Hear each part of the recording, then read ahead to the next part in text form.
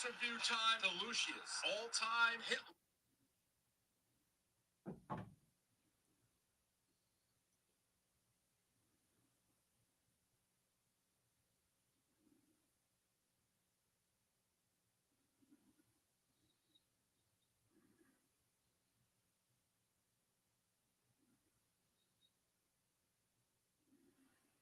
Well, I didn't win, in case anybody was wondering.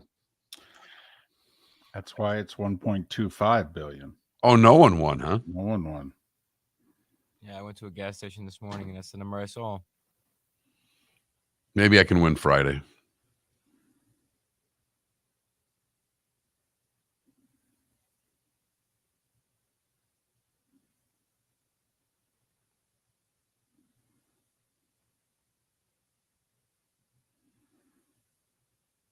You got that bonus hour stuff done? Yeah. You're the man.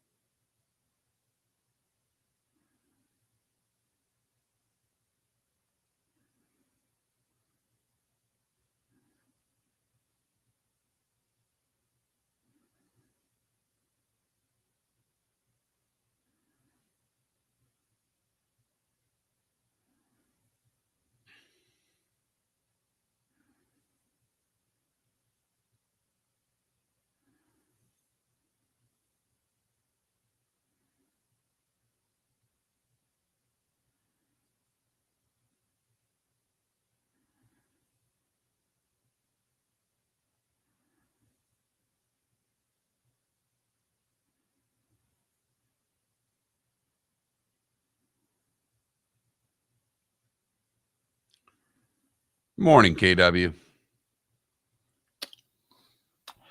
Morning, everybody.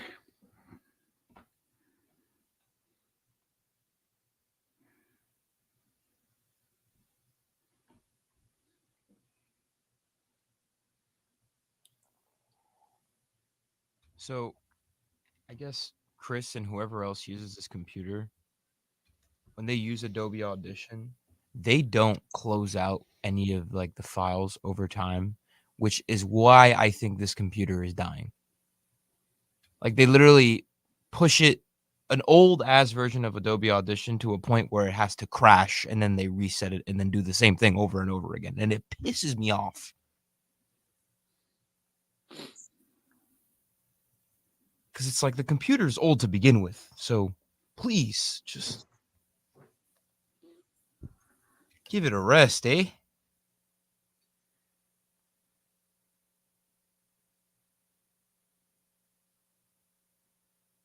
So if that computer dies, can we get on the air?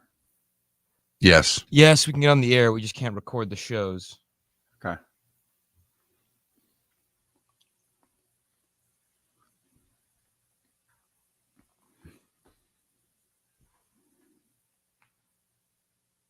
It's just a personal Felipe complaint. No. But hey. We all have a few in this room. Just saying.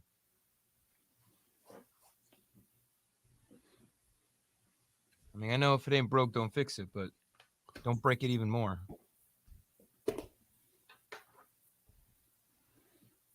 Here we go.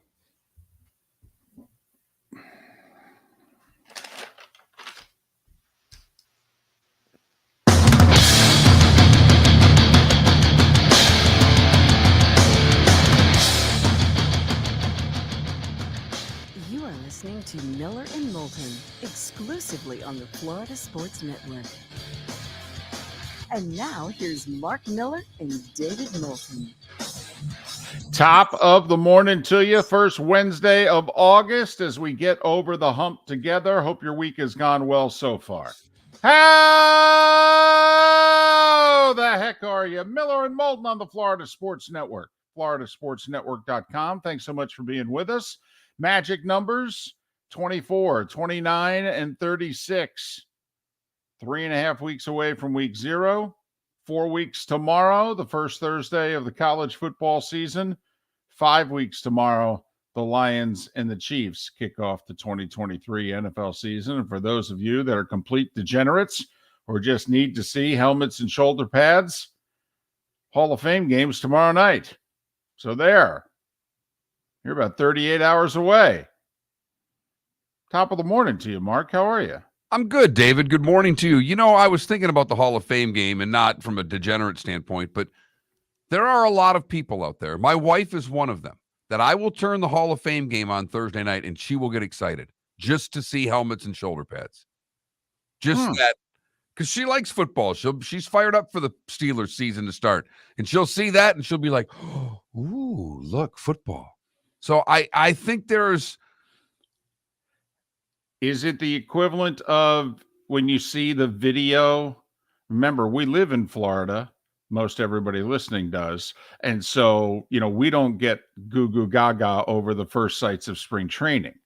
Okay. But, I grew up in Jersey. You grew up in Michigan. When in the third week of February, all of a sudden it'd be pitchers and catchers reporting and what have you. Okay, being based out of Southwest Florida for so many years. I mean, the Red Sox have a countdown as to when the truck is going to leave Boston and then when the equipment's going to arrive in Fort Myers. And people go nuts over it. Is this pitchers and catchers reporting, or is this the first spring training games? Yes, not to, but I mean, yes, it's right along those lines. It's spring training. And we've transitioned as a country to a football country. Yes. From a baseball country. So I think that the Hall of Fame game has circumvented the spring training right of the sports fan, if you will. And it's the kickoff to Hall of Fame weekend in Canton, Ohio. And so during the NBC broadcast, they will have many of those that are going into the Hall of Fame. They will interview them as part of the night's proceedings. So it is a celebration of football. Past and present. Am I selling that effectively enough? Yeah, I think so. That's for someone that's not going to watch a single second. Did I do a good job? And I'll turn it on. I may get through the first drive, but it'll be on our television just because it's a football game, David. But that's what we do. But it sounds like you're turning it on to literally turn on your wife. Okay, thinking, they start talking about.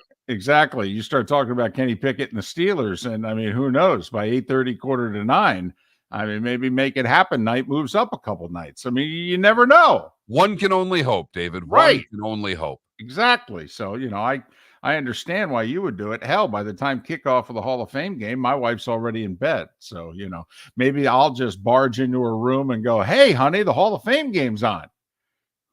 With streamers and a noisemaker.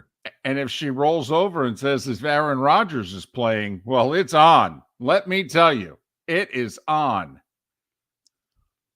But I digress. It was supposed to be on yesterday in college football. We were going to have a whole bunch of, it was going to happen. The Pac-12 was going to explode. It was going to be over. It was going to be, Oppenheimer's in the news these days. We were going to see the Pac-12 was going to be a mushroom cloud. And, we had a couple meetings. And apparently we've had a presentation or two. But everything's on hold. Nobody did nothing. And now apparently today, Florida State's going to meet and talk. So are they going to say something, do something, or are they also going to do nothing? So that's where we are in college football. We thought that was going to be the lead today. Big news. And no, not yet. It could change at any moment, though. I mean, let's be honest. It's 3 a.m. in the West Coast. I mean, by the end of the show, Arizona could wake up and say, we're out of here. But just saying. I was a little disappointed. Did the trade deadline make up for it, or was the fact that it was your team that was responsible for the majority of the trade deadline because their season imploded bother you a little bit? Not at all. I was goo goo gaga over the Major League Baseball trade deadline. You know that. It's why you left me alone. You knew I was geeking out yesterday. Geeking out. I was in the car listening to MLB Network Radio while pulled over on my phone, searching the net for the latest information. I was nuts. I had to watch my granddaughter yesterday. A situation occurred. 3 to 5. 3 to 5? What are you doing? The trade deadline's 6 o'clock. Okay, so I show up and I'm like, yeah, okay, I'll watch her. I mean, she's a year and a half old. How much damage could she do, right? And I grabbed my phone in front of my wife, and my wife said, you can't be on your phone while you're watching her. And I literally looked right at her and said, it's a trade deadline. And she looked at me like, that's our only grandchild. And I'm like, do I have to weigh one versus the other right now? I mean, it's 6:01. I know that I'm all in on the kid at 6:01. But between now and 6, are you serious? And by 6:01, I mean 6:10, because a lot of these things can trickle in after the trade deadline. Or 7 o'clock, because apparently the Marlins had sent their lineup in, and the guy who was batting third and the guy who was batting eighth had to be scratched at about 6:20 because they were traded. But wait a minute. I can't put MLB Network on the television. I got to put the kids stuff. I can't go That's on where my I have to be phone. really honest here. That's where you've got to put your foot down as a grandfather and say, the MLB Network is more important for this child right now No than doubt. any sort of Nickelodeon, Boomerang, whatever cartoon you want to put on. Right. I mean, what does she need me for? Because I've got 3 guys that love every single trade that happens and 1 guy who hates every single trade that happens. MLB Network yesterday was fantastic. Literally, I'm looking at the parents. I'm like, she's got $8,000 worth of toys here. What do you need me for? All right. My job is, I'm a goalie. When they come running at me, I kick them back into play. That's my job. It's a trade deadline. I have to put my granddaughter ahead of the baseball trade deadline. There's no moves after 6 o'clock, right? Not unless guys get released. There's no second trade deadline. There's no waiver deadline like there used to be. This is it. I have to put my granddaughter ahead of this? Seriously? Hell, I'd put my granddaughter ahead of the World Series, but not the trade deadline. Come on now. So that was traumatic. I was having a great day. And then all of a sudden, you got to go watch your grandchild. And I'm thinking, well, this is fine. Over the corner, play with the blocks, whatever. I'll have MLB Network on my phone this week. Oh, no, you can't do that. What the hell you mean I can't do that? When everybody left and you were in charge, did the MLB Network go back on? No, but I was all over my phone. And she kept coming over, grabbing the phone, and I kept going, yes, it's baseball trade deadline day. Yes, very important. Can you say Verlander? Repeat, Verlander. Can you say the Mets will be paying more for players who play other places than the Rays payroll? Can you say Marlins? Repeat after me. Marlins. Yes. They have a big series. Yes. Go back and play with your blocks like the Yankees, who are done playing for the year. Yes. They have the number 1 bullpen in baseball. What did they do yesterday? They went out and acquired a reliever. Right.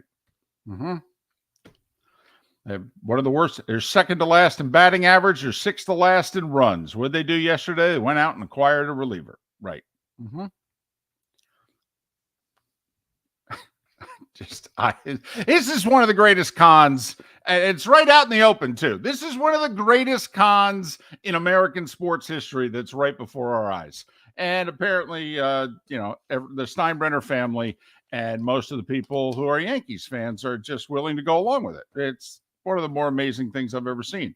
Do any of you think Jerry Jones is a good general manager? Why do you then think Brian Cashman is? Brian Cashman's not responsible for most of those World Series. You know who was? Gene Michael. He inherited the core four. He inherited. He made a few good deals. He did go out and spend some money and buy a few good players. But when they won 4 World Series in 5 years, he inherited those guys. He spent $3 billion in the last 20 years. He's got 1 World Series to show for it. I think one of you listening could have delivered the Yankees more World Series than Brian Cashman has in the last 20 years. I do. But that's just me. Back to the building blocks. Oh, I'm sorry.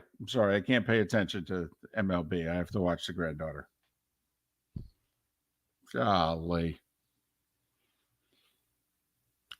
Anybody else think this show's therapy for David? Every once in a while, this monologue is just basically an open mic therapy session for David. Especially in the Twitch chat room during breaks. And sometimes this monologue just lets him get it all out. It's early in the morning. That is also true. Yes. So I come home and it's right as the trading deadline's ending. And of course, the wife hasn't seen me all day. And so she wants to get reacquainted with me. Honey, I do love you, but it's the trade deadline. The Marlins are making deals, for goodness sakes. That's how traumatic today is, okay? The Marlins are making deals and lots of them. I need some alone time, okay? Honey, I love you, but it is the Major League Baseball trade deadline. How many houses was that set in yesterday? Because I'm going with 1. I think you're on an island with that one. Well, remember, I am the same guy who, during a Giants playoff game on a road to a Super Bowl a few years ago, okay, the wife and the daughter came home right before the 2-minute warning of a tight game. And I said, could you two just pretend you don't know me for the next 15 minutes? Because I'm going to pretend I don't know you. Got it? Miller and Moulton.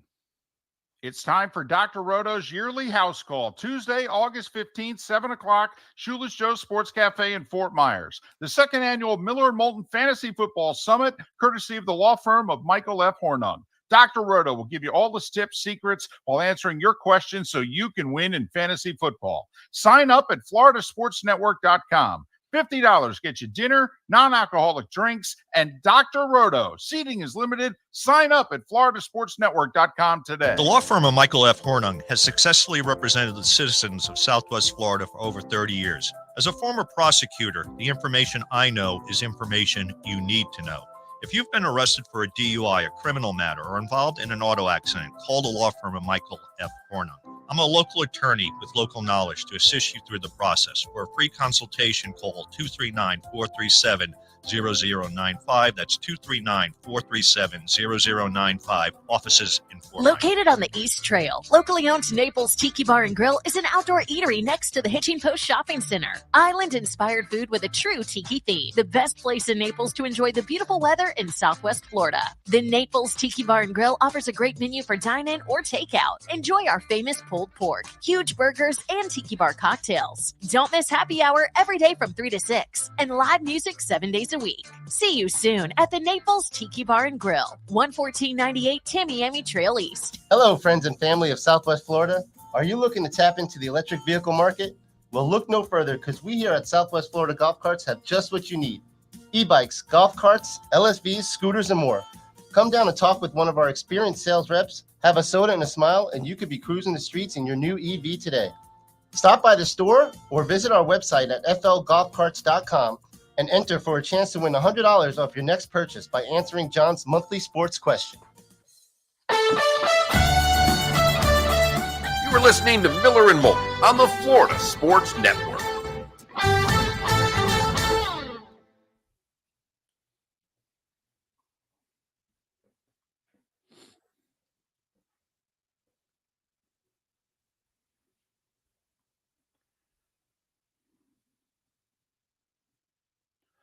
KW, more people need to be aware of that fact because it shows how many Bears fans there are out there. It is why when the Bears are mediocre or even worse, and you wonder why it is they appear on national TV as often as they do. Like Fox announced yesterday, week 1. You know where they're sending Burkhardt and Olsen? Packers Bears.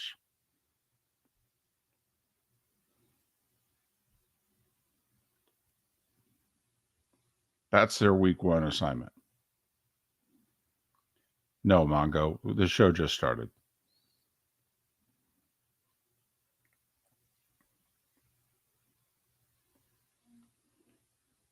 So you're saying that people need to realize that there's way more Bears fans out there than you think? Yes. Yeah.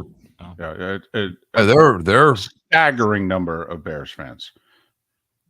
Yeah. People don't remember the allegiance in Chicago is not split between the Cubs and the White Sox. Okay, that's a Bears town. Period. I've been thinking for 30 seconds, and off the top of my head, I can tell you 3 Bears fans I know. So, yeah, I know Bears fans. And just imagine the Bears when they're good. Ooh, oh boy. It's why the ratings are tremendous when they're good.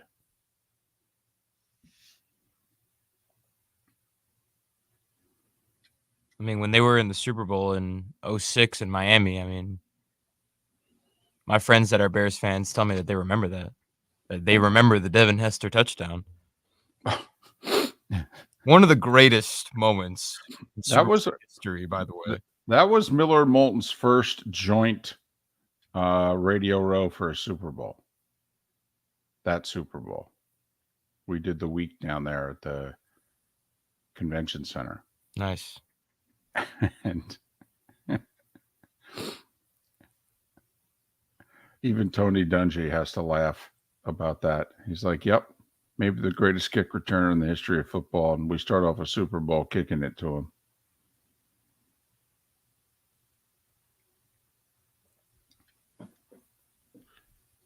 Ambient, she's from Pittsburgh, I believe. Mm-hmm. Yeah. Also, yeah. Born in Pittsburgh would be the main reason. Yeah. Those terrible towels are everywhere. And the Steelers are a top 5. The Cowboys are a top 5. The Bears are a top 5 popular team. Ooh, who are the top 5 most popular fan bases? Cowboys, Steelers. Do the Bears make top 5? I think so. Absolutely. Okay. Niners? No. God, no. In terms of ratings, the Packers are right up there. Will be interesting, if Love is merely average and they become merely average. That will be interesting to watch. Mm-hmm. The Patriots? No. Before Brady, no. No, post Brady, the Patriots don't move the needle at all. Mm.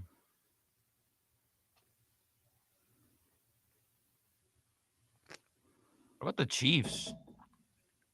No. Not top 5. No. They're hot and all that, but not top 5. Oh, the Eagles? They've got to be top 5. Well, they're a lot closer than you think.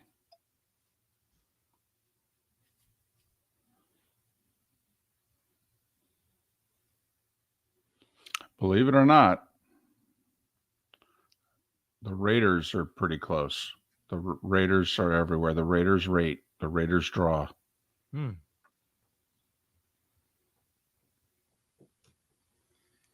The Las Vegas Raiders. That's a fan base that's lying dormant, but is everywhere. Here we go.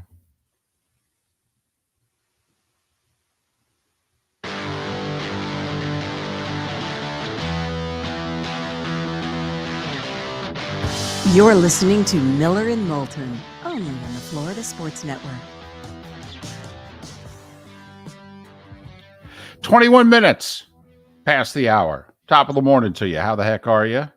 Miller and Moulton, the Florida Sports Network, floridasportsnetwork.com. Gary Danielson's going to join us in 40 minutes. And Gary's thinking of joining us every week during the season. For old time's sake. He did that for a long time. And then joins us every, a couple, 2-3 weeks the last couple years. And this year, for old time's sake, there's his last go around in the SEC, getting reacquainted with the Big Ten because of CBS's new rights deals. He's thinking, maybe we'll do this weekly thing again. I won't do it. I won't ask it, but I want to ask him to give his top 5 fan bases that hate him the most in the SEC. Would they all be number 1? No, well, not all. I mean, Vandy'd probably be 14, but so, if that's how you want to start him, being on the show for the first time in 7-8 months, that'd be fantastic, Mark. That'd be good. Get things off to a rousing start. I said I wanted to, and I wasn't going to. But 2 weeks ago, he was at SEC Media Days, and last week he was at Big Ten Media Days. So we'll just ask him, so what was the line of questioning like? What was it that people were interested in hearing from you? So Gary Danielson coming up at the top of the hour. Seth Everett will make his weekly appearance a couple hours from now. Listen, I try to be very objective. I admit this is the team I grew up liking, et cetera, so that if you think that there's a bias, you make that judgment as a listener. But, Mark, I'll ask you what the Mets are doing. I mean, this is both ends of it unprecedented. Nobody had ever put a team together that was this expensive. No one's ever had a sell-off like this, in which 4 months into the team, they went, wow, this ain't going to work. This team's not any good. And, if I bring them back next year, I don't think we're going to be any good. So I might as well sell them. What's just your thoughts on what they've done? Well, David, you and I are both big fans, or were big fans of the show Billions. Correct. There was one line in an episode of Billions in which Axe, the main character, says, what's the point of having FU money if you can't say FU once in a while? Right. And I don't know if I've ever laughed harder and thought there was a more true statement ever made. And Steve Cohen is who that character was based on. Right. The owner of the Mets. He has that money. Correct. And he went out and spent it. Yes. To try to put a World Series champion on the field for himself. I don't even care about the fan base. He was doing it for him. All right. Well, he's a Mets fan. He just happens to be the richest one in the world. And it didn't work. Now, no. What I am more curious about than anything, believe it or not, David, is how long, he sold this off. Well, the people who follow baseball that I trust kind of looked at the Mets and went, okay, what's your pitching staff going to look like next year? Oh, it's a mess. So 23's gone. Correct. 24's gone. Unless he goes out, right. Yes. Unless he goes out and does this all over again and spends even more money, which is a possibility. It is, although Max Scherzer gave an interview yesterday in which he talked about being traded, and he said, listen, I went to management and I go, what's the plan? I don't want to leave. If we're going all in again for next year, I want to stay. And they go, no, we're not going all in next year. He's like, so we're not going to be shopping in the Ohtani, end of the pool. And they went, nope. We did that for a couple of years. We won 101 games last year. We tried it this year. It didn't work. Nope. This is a retool. We're peeling back and we're regrouping. And, 25, 26, that's when we think we'll be all in again. And that's when Max said, well, then get me out of here. And that's when Verlander, he did the same thing after his start. And they're like, no. And he goes, well, no, I'm 40 years old. I'm not here for a rebuild. Trade me. And since I have a no trade, I can pretty much dictate where I want to go. And I want to go back to Houston. So I applaud Cohen for going all in. I do. If you want your team to win, you thought you gave it the best shot to win. It didn't. And instead of trying to run it back next year, which there's part of me that's a little surprised they didn't, because there were injuries to this team. Obviously, losing the closer, they lost the starter. They had a couple little injuries here and there.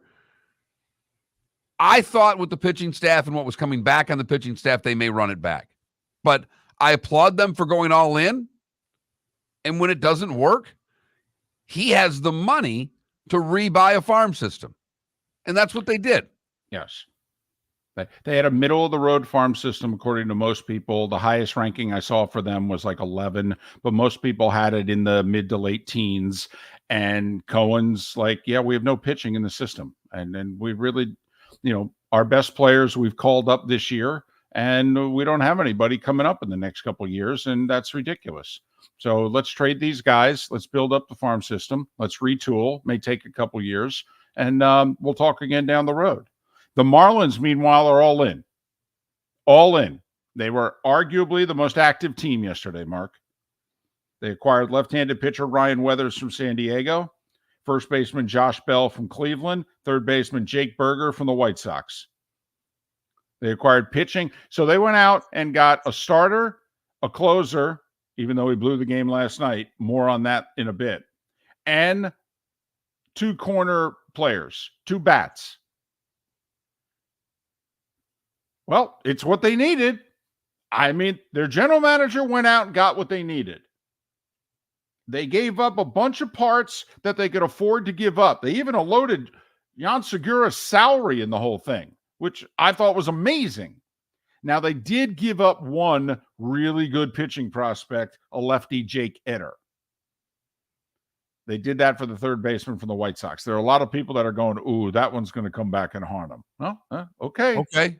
But this guy's having a career year at third base. He's hitting the you-know-what out of the baseball. He's got 25 homers, I think, and they need some pop. So they went out and got him. Not only that, the guys that they acquired, they have control over for the next 5 years. So they're not just rentals. They're not even for next year. I mean, if these guys perform, they're going to be Marlins deep into the 2020s here, which is pretty important for a team like the Marlins, because it's not like they can go play in the deep end of the free agency pool. Hell, we don't even know if they can play in the 5-foot end of the free agency pool. No, they play in the free agent kiddie pool, David. They do. And occasionally they come over to the big pool and they just clean their feet and sit down on the edge of the 3.5-foot part. So the Marlins all in. And then they suffer a crushing loss last night. Alcantara's back. He's got a 4-hitter through 8. And I'll say it, I was watching it live. I swear, they took him out. And normally, 8 innings, 101 pitches, and you got a really good closer in Robertson, okay, who'd already gotten a save on Sunday. Normally, I'd be like, yeah, okay, I understand. I didn't last night. He had retired 10 in a row, 14 out of 15. The Phillies had 1 base runner after the 4th inning. And Mark, we have a few questions that we ask. One of them is, if you're a coach, can you walk up to the podium and answer why it is that player was left in the game at this point and got hurt? Another one is, when you took your pitcher out of the game, did you think your opponent was happy or sad? The Phillies were delighted when they took Alcantara out of the game. 101 pitches. Schumacher says after the game, well, if he was below 100, I would have left him in. Really? If he had thrown 2 less pitches, you would have left him in the game? Are you serious? 10 in a row, 14 out of 15, 1 base runner in an hour and 15 minutes. He leads the majors in complete games over the last 2 years. It's one of the few times in which you leave him in. Robertson blew the game. Ouch.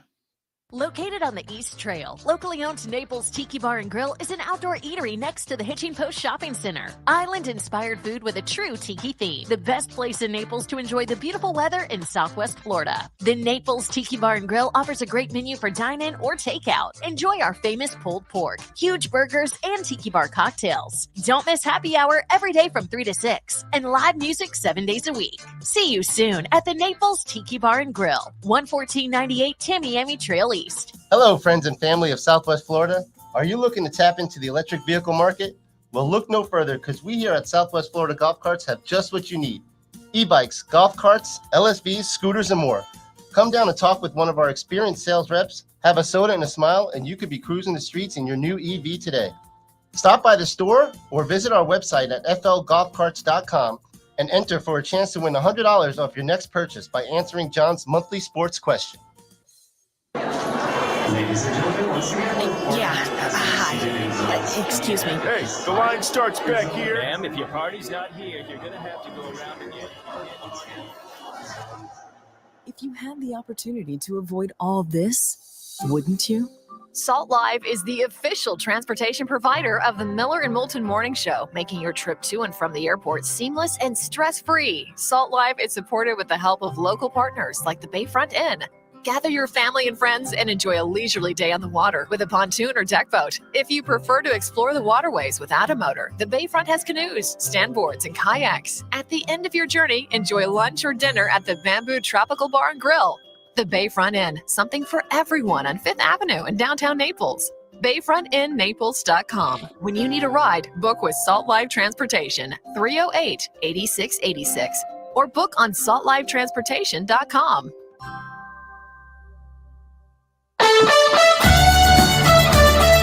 You are listening to Miller and Moulton on the Florida Sports Network.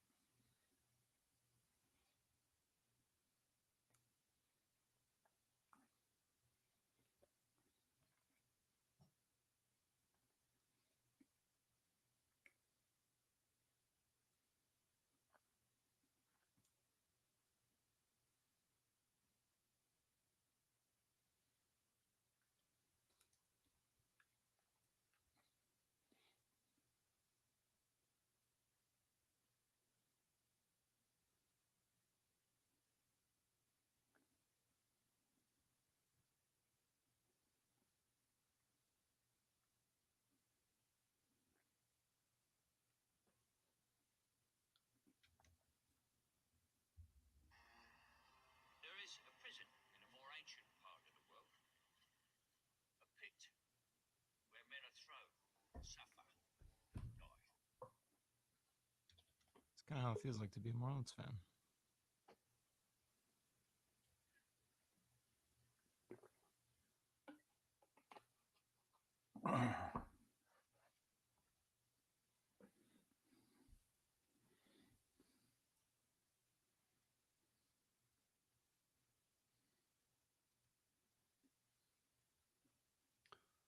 Well, David doesn't drink coffee.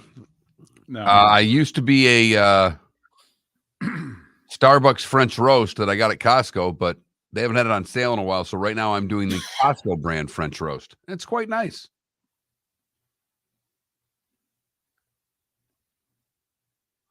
No, Spitz, we never got there. We haven't even gotten to the trade deadline. And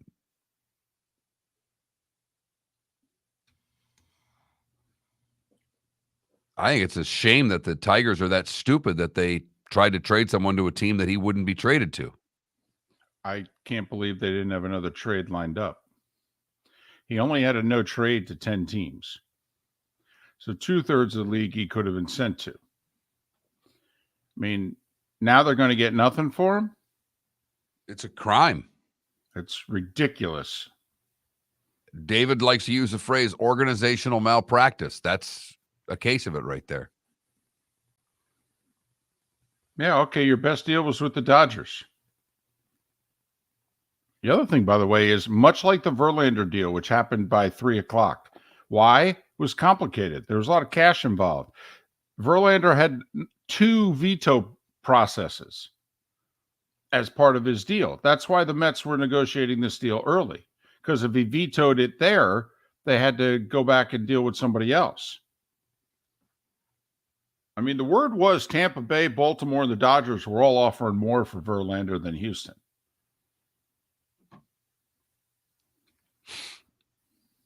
By the way, Garrett Cooper was the last player from the David Sampson era. Yes. Yep. Yes. On the Samson Loria era. Yep. I'm going to miss him. I loved Coop.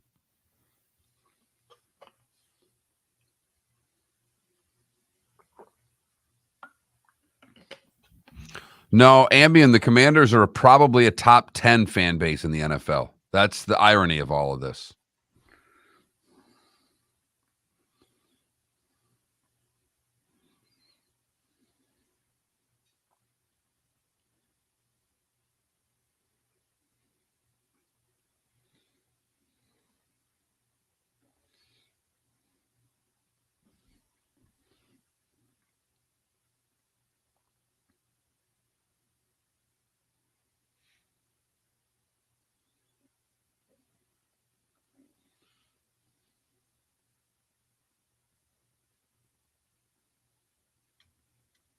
Ten seconds.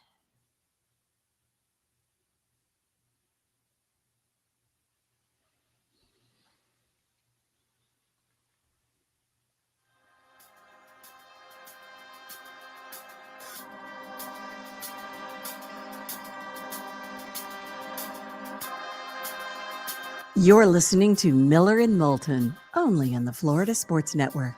And now, here's Mark Miller and David Moulton. 22 minutes before the hour. Gary Danielson to join us at the top of the hour. Seth Everett 2 hours from now. Miller and Moulton on this first Wednesday in August. Thanks for being with us on the Florida Sports Network, floridasportsnetwork.com. That's where you go to sign up for our Fantasy Football Summit. Less than 2 weeks until that event. It's Tuesday, August 15th. It's in Fort Myers. Go to floridasportsnetwork.com. Dinner and Dr. Roto. And oh, yeah, you take what you learned and you go win your fantasy football league and all the money that comes with it. I mean, that's all. No big deal or anything. For some of you, that's important. floridasportsnetwork.com. Sign up. Once 50 people do, the event is closed. Time now for The Starting Five. 5 stories you need to know. It's the Starting Five on Miller and Moulton. Here's number 1. baseball trade deadline was 6 o'clock yesterday. A lot went down. The biggest name traded, Justin Verlander, back to Houston for 2 of their top 4 prospects. Oh, yeah, the Mets sent him also about $50 million to help pay the rest of this year, is $43 million next year. And if he meets certain requirements, he's got a $35 million deal for 2025. So the Mets said, here's a little something for the effort. Marlins were very active. They acquired lefty Ryan Weathers from the Padres, first baseman Josh Bell from Cleveland, third baseman Jake Berger from the White Sox. They gave up 6 players to do so, including Garrett Cooper, Sean Reynolds, Juan Segura.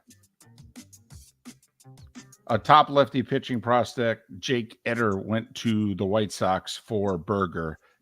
That's the one that people in the industry are worried about. But the Marlins dumped some salary and also got some controllable parts. Didn't help them on the field, however. We'll get to that in a moment. The Rays made 3 minor deals. They acquired 2 pitchers from the Cubs and catcher Alex Jackson from Milwaukee. Jackson's in AAA right now. He may get called up soon. Rays have injuries at catcher. They also traded righty reliever Luis Patino to the White Sox for cash. Toronto, because Bo Bichette got injured, acquired shortstop Paul DeJong from St. Louis. Cardinals also sent Jack Flaherty to Baltimore. Meanwhile, the Phillies acquired Tigers all-star righty Michael Lorenzen, but the Tigers were unable to trade lefty starter Eduardo Rodriguez because he vetoed a trade to the Dodgers. Who vetoes a trade to the Dodgers? Well, apparently he's an East Coast guy, and that's why the Dodgers were on his no-trade list. He had 10 teams that he didn't want to be traded to. The Dodgers were one of them, and he wouldn't lift the no-trade. Why Detroit didn't have a deal with one of the other 19 teams that he would be traded to, I have no idea. You got to get something for Eduardo Rodriguez. He's going to opt out of his contract at the end of the year. It's ridiculous. Padres, by the way, acquired lefty Rich Hill and first baseman Ji-Man Choi from the Pirates, who also sent catcher Austin Hedges to Texas. On the field, the Rays did it again. They went into New York. They beat the Yankees 5-2. Zach Eflin threw 6 shutout innings. Rosarena with a 2-run homer. Yankees made it interesting in the ninth. They scored 2, brought the tying run to the plate. Yankees are 3.5 behind Toronto for the final playoff spot. Baltimore beat Toronto once again 13-3 to keep a 1.5 lead on the Rays. How about this, Mark? The Orioles are 23-13 against the AL East. Toronto 7-22. How about That's that? remarkable. Well, and you were just the Rosarena home run was big because he's hitting $188 since the All-Star break. That was a big home run for him. They need that bat in a big way. Seattle is 3.5 back of Toronto for the final playoff spot after Boston beat them 6-4. The Red Sox, meanwhile, got an Alex Verdugo homer, and they're just a 1.5 behind the Jays. Phillies right now are the 5 seed in the National League playoffs, and Miami is out after last night's Phillies 3-run ninth inning to beat the Marlins 3-1. Sandy Alcantara with 8 shutout innings. David Robertson gave it all up in the ninth. 4-hitter, 101 pitches, taken out of the game. Ouch. Miami a game out of the playoffs right now. Cubs bomb the Reds 20-9. Dansby Swanson with 2 homers. Cubs hit 7 of them, by the way. Cubs 3.5 out of the playoffs. Reds lead in the Central down to a half a game because Milwaukee beat Washington 6-4. Brewers are in second place, but they're also in the playoffs. They are the 6th seed, the final playoff team in the National League right now. The win snapped the 4-game losing streak. Dodgers got 7 innings from Lance Lynn and a 7-3 win over the A's. San Francisco beat Arizona 4-3 with 3 in the 6th. Giants 2 back in the West, but they're the 4 seed. They're the number 1 wild card right now in the National League. Arizona with Miami out of the playoffs right now, a game behind Milwaukee. Minnesota increased their lead in the Central over Cleveland because they beat St. Louis 3-2, while the Guardians were no hit. Framber Valdez, 93 pitches to no-hit the Guardians 2-0. It's the fewest pitches needed for a no-no since David Cohn's perfect game in 1999. How about that? He's also the first lefty to throw a no-hitter in Astros history. In an hour and 58 minutes, Mark, Texas kept pace in the West. They're half a game ahead of the Astros. They beat the White Sox 2-0. Michael Harris, 2 homers. Braves beat the Angels 5-1. LA's 3 behind Toronto for the final playoff spot. Pittsburgh beat Detroit 4-1. KC with 3 in the 10th to beat the Mets 7-6. They won it on a balk. That's right, a balk-off. Padres got 2 homers from Juan Soto to beat Colorado 8-5. College football, the Pac-12 met with the 9 remaining schools. Reportedly, they're going to Apple. $20 million a year. Yeah, if the subscriptions are right. Well, it could be more if the subscriptions are right, but it also could be less. 3:30 Mountain Time, Arizona's Board of Regents met for 50 minutes yesterday. They went into executive session, so it wasn't made public, and nobody talked afterwards. Arizona State, along with Utah, expected to decide shortly whether they're staying or they're going. Northwestern tapped former Attorney General Loretta Lynch to lead the investigation into their athletic department.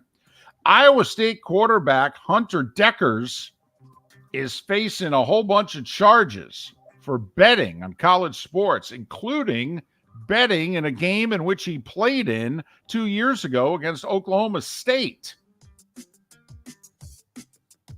He's claiming that basically a whole bunch of people on campus got his info and they're the ones placing the bets.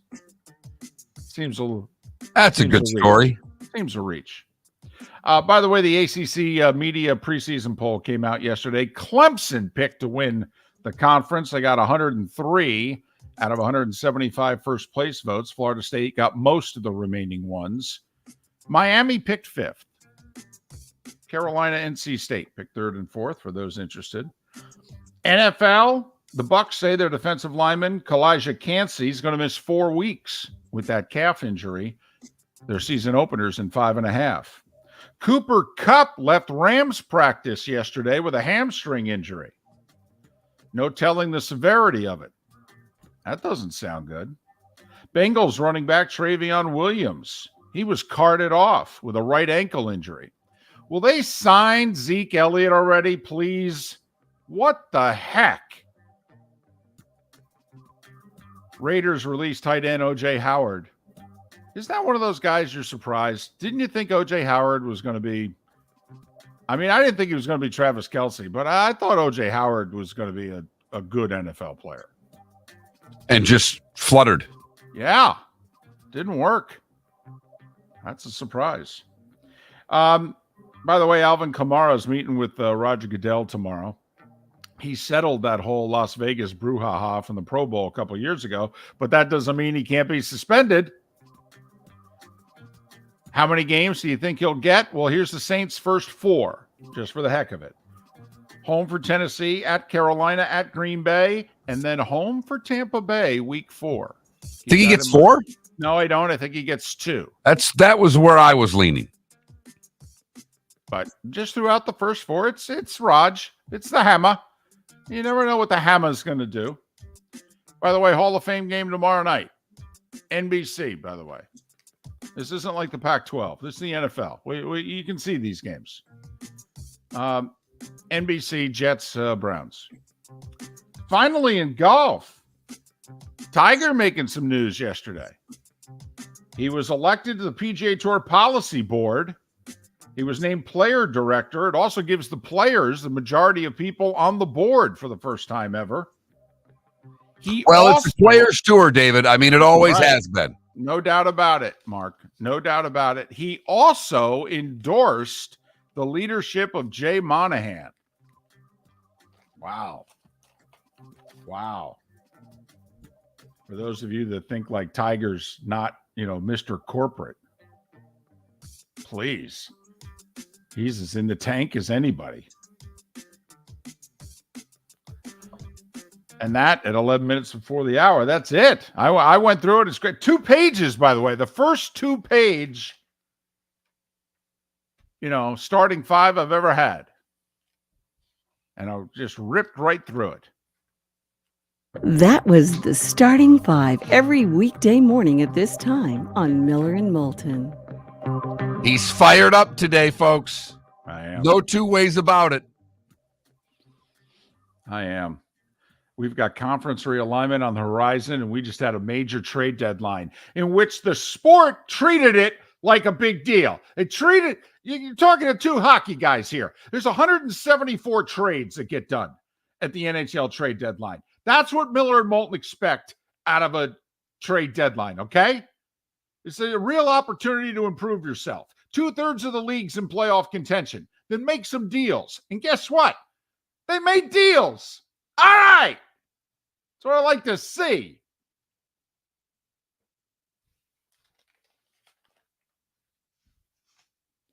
Boy, oh boy. Someone needs a bite to eat. I probably do. I mean, this is vintage Moulton. This is August 2nd, and you are acting like a team just collapsed in a fourth quarter drive in a football game. I mean, oh man, are you fired up this morning? This is like the first Thursday of the NCAA tournament. I am a little geeked. You go through a 2-page. I mean, you usually don't finish the starting 5 because at 9 minutes before the hour, you were 2 minutes ahead of schedule. You had 2 pages today. You are just flat out fired up. I am. And it's not even because we've got Gary Danielson coming up in 12 minutes. No, I love this stuff. Florida State's meeting today. Who knows? All sorts of rumors involving them. I mean, between a trade deadline and conference realignment, hell, what do we need the games for? How surprised are you the Pac-12 didn't put Arizona's feet to the fire and try to get an answer yesterday? Oh, no, I don't think Pac-12 is in a position to. I'm get sorry, an the answer Big from 12. anybody. I'm sorry. Oh, The Big 12. Well- I completely said that wrong. well, I'm surprised because we were told that the deadline was August 1st. So I thought the Arizona Board of Regents was going to meet and they were going to decide. They were going to come out and say we're staying or we're going. Now I guess there wasn't a deadline. I mean, I have to admit, if I'm the Big 12, I'll give them till Friday, but I would have preferred it yesterday. And you wonder with Florida State's meeting today, if, we don't think the Big 12's on their landscape, but are there other ACC teams that are on the Big 12's landscape? Is that why they weren't as stringent on trying to hold Arizona's feet to the fire yesterday? Are they seeing what else happens? Is there complete Armageddon coming today in the ACC? Jeff Cameron, our buddy, did an interview on War Chant yesterday with a prominent person involved with Florida State athletics who's like, listen, we've got our future lined up. We're very excited about it. Don't you worry. We're going to be fine. Tells me they've been talking to people in either the SEC or the Big Ten, and they're pretty sure they're going to get admitted one day. Otherwise, you don't say something like that publicly.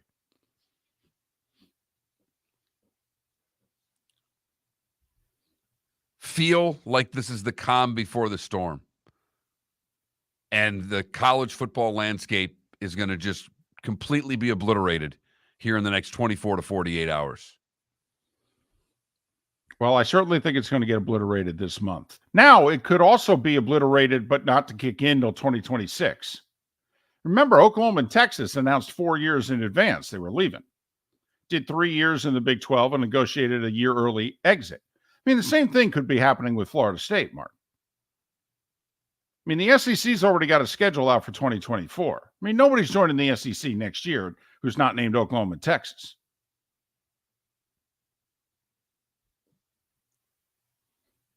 And what will the trickle down be? And that's what I'm most interested to see, who gets left behind, because there are teams that don't survive this.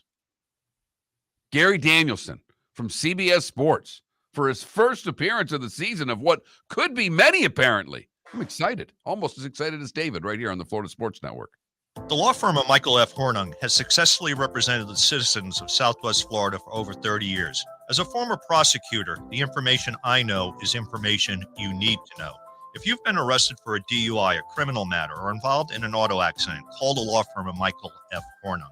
I'm a local attorney with local knowledge to assist you through the process. For a free consultation, call 239-437-0095. That's 239-437-0095. Offices in Fort Myers. It's time for Dr. Roto's yearly house call, Tuesday, August 15th, 7 o'clock, Shoeless Joe's Sports Cafe in Fort Myers. The second annual Miller and Moulton Fantasy Football Summit, courtesy of the law firm of Michael F. Hornung. Dr. Roto will give you all the tips, secrets, while answering your questions so you can win in fantasy football. Sign up at floridasportsnetwork.com.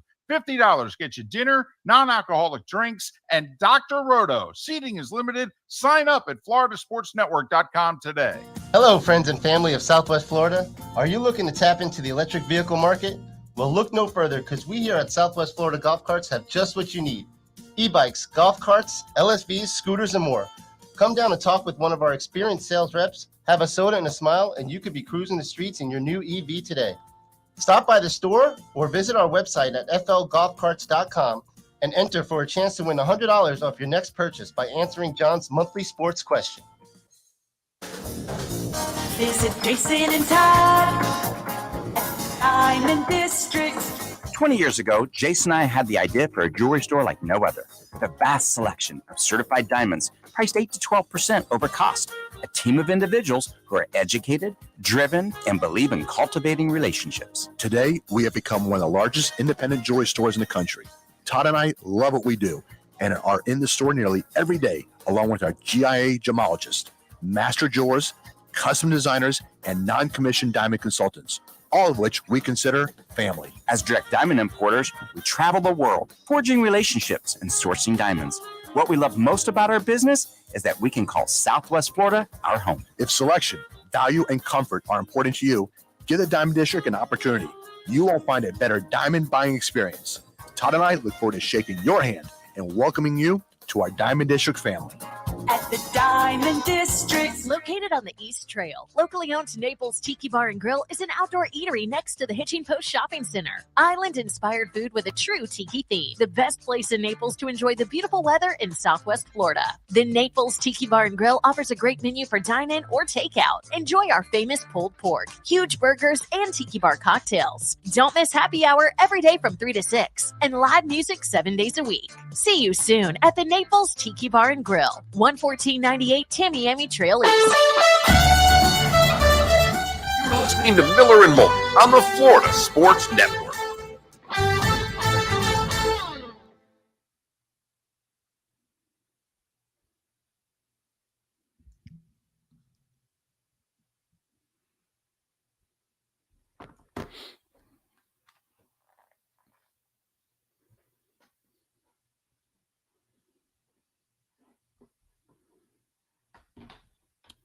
Felipe, did you see that text?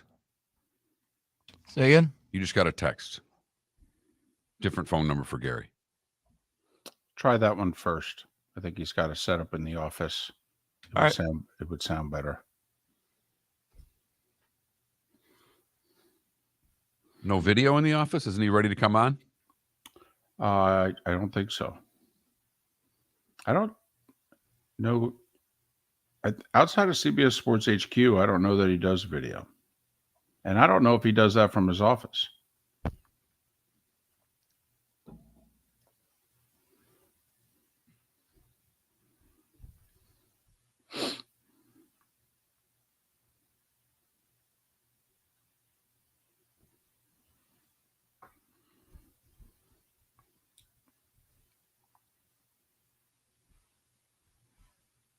Oh, that's okay. He just texted me and told me it's not working.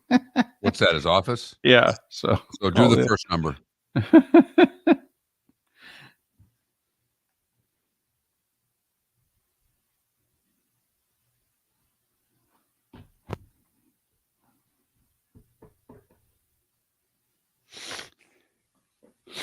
Yeah, I mean, we haven't had him on since probably the SEC championship game.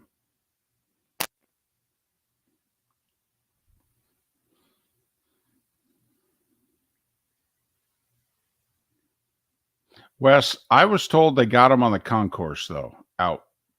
Because, yeah, he avoided them on the field and what have you, but I was told they got him.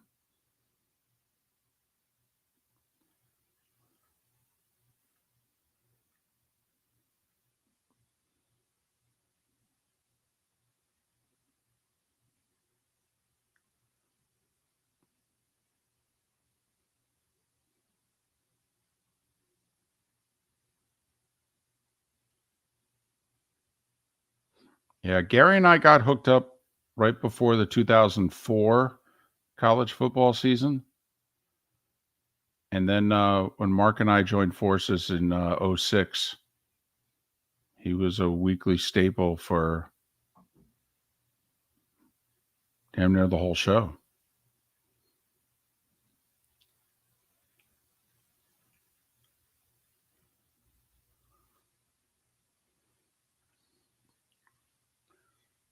Oh, Mongo, I never followed him at 10. I did noon to 2 while I was on TV. And then I did afternoons after I left TV in 2004. Gary Danielson is on hold.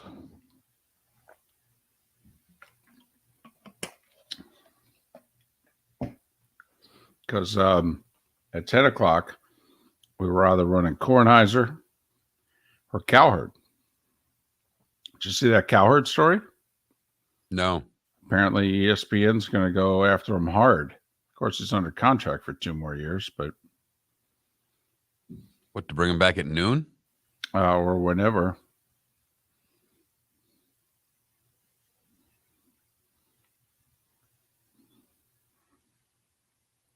Ten seconds.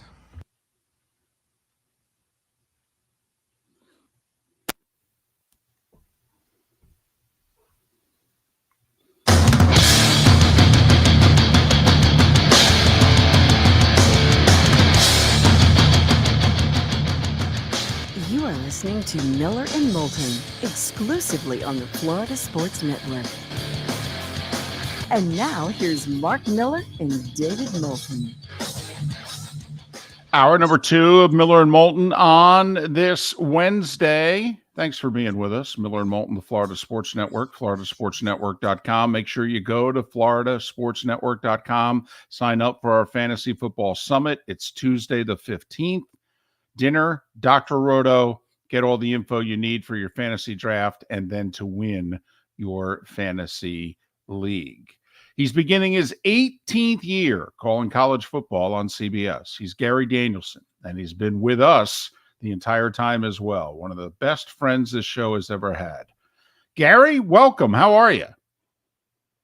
Bama, Florida, Georgia, Tennessee, 5 teams tied for 5th. Thanks for listening, Gary. I appreciate it. But that is all minuscule compared to everyone outside the SEC who hates me more as an SEC guy than all the people inside the SEC. For the record, we promoted Gary 50 minutes ago saying, hey, he's going to join us, blah, blah, blah. And Mark said, well, I want to ask him, who are the fan bases that hate him the most? So Gary obviously was listening, and that's his answer. And I knew the Georgia one was up there because I have Georgia people in my life, and I laugh every time my son will call me and go, Dad, I just don't get it. It doesn't matter. It doesn't matter what it is. But I love the fact that the Big Ten people are you are a Big Ten grad. You did Big Ten football, college football nationally for years before going to the SEC. They've forgotten all about that, haven't they, Gary? The villain returns. I'm going to need protection. I'm going to tell you that right. Wait.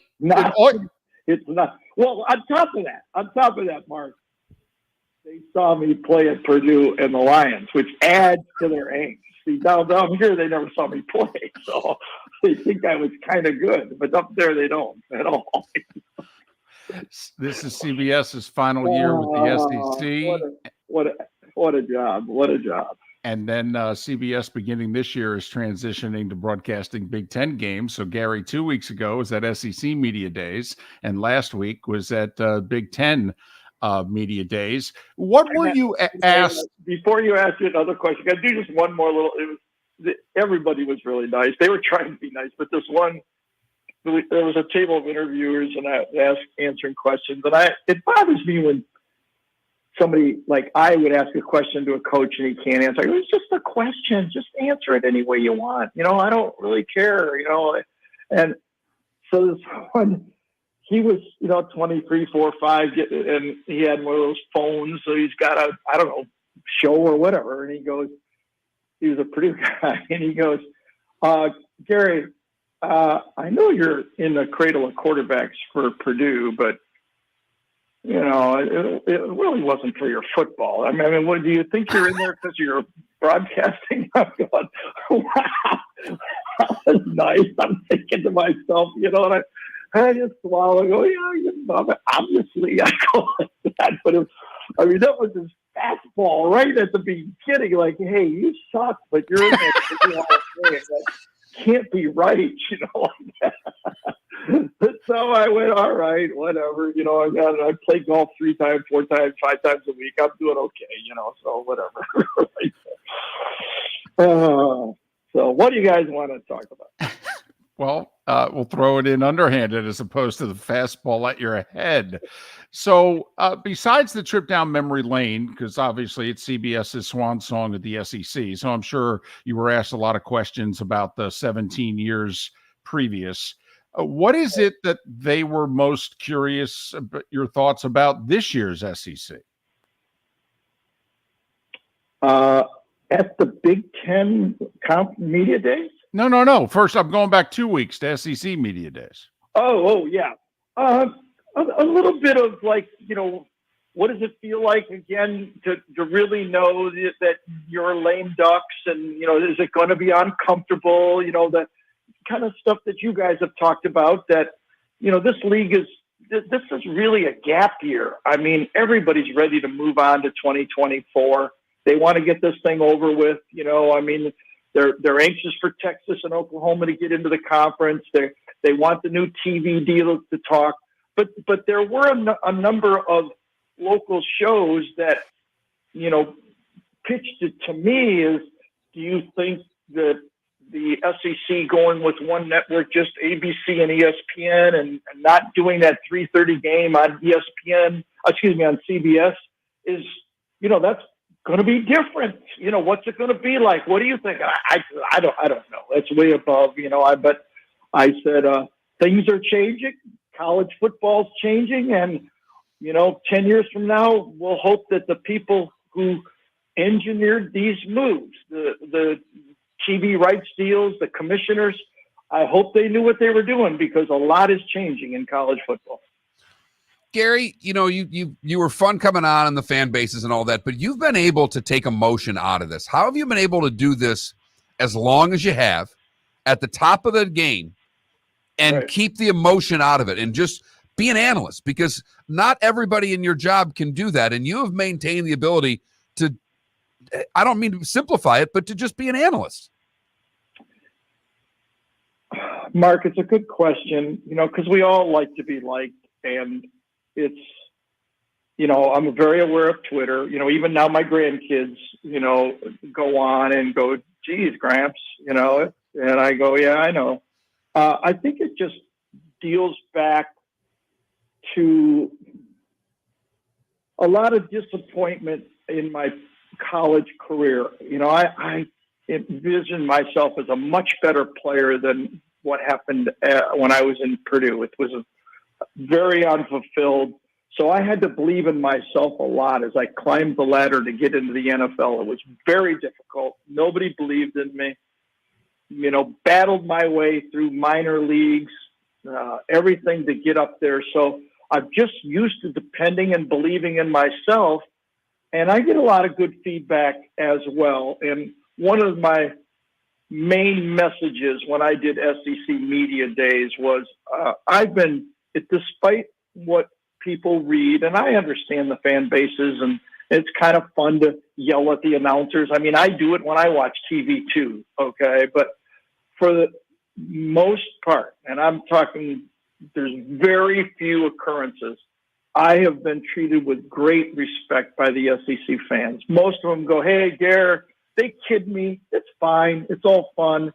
But most of them say, hey, we love you. Just, love our team a little bit more. And you can't blame them for that. So I just take it as respect. I mean, I said this, I always knew I could play in the NFL. I always knew I was good too. And I thought I could be a winning quarterback. And I think I was.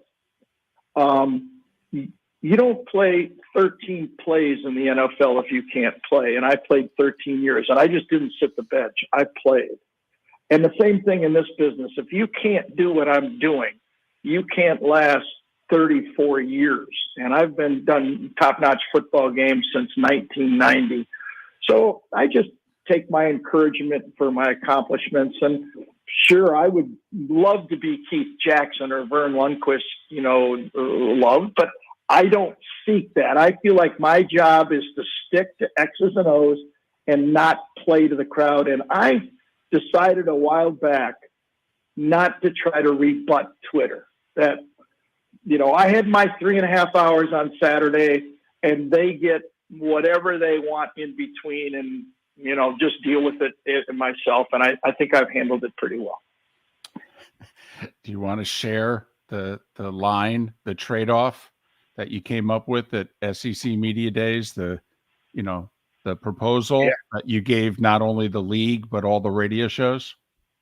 Yeah, I was told the conference, Greg Sakie's office and his lieutenants and Greg Sakie, that I think pretty much could assure them that I could get CBS to let the SEC have the song if they wanted it. And they looked at me stunned. Like, I said, yeah, I have a pretty good authority that I could let you keep the song.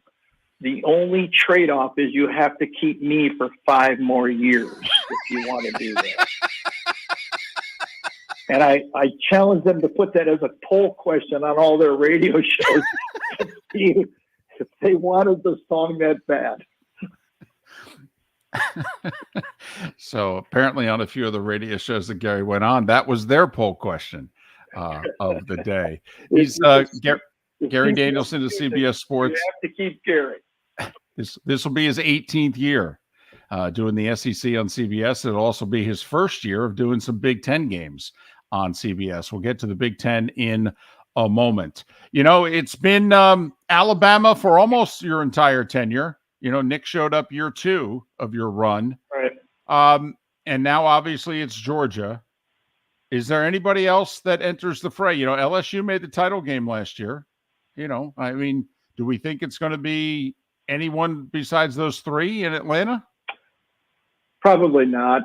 Maybe Tennessee. They play at home, but that would be, they'd have to get extraordinary play out of people that don't have a lot of experience. Joe Milton's got experience as being around college football and playing in a few games, but Georgia's schedule, I think, pretty much assures them and their talent and the way they play. They play with a chip on their shoulder, much like their coach, and I give him credit for that.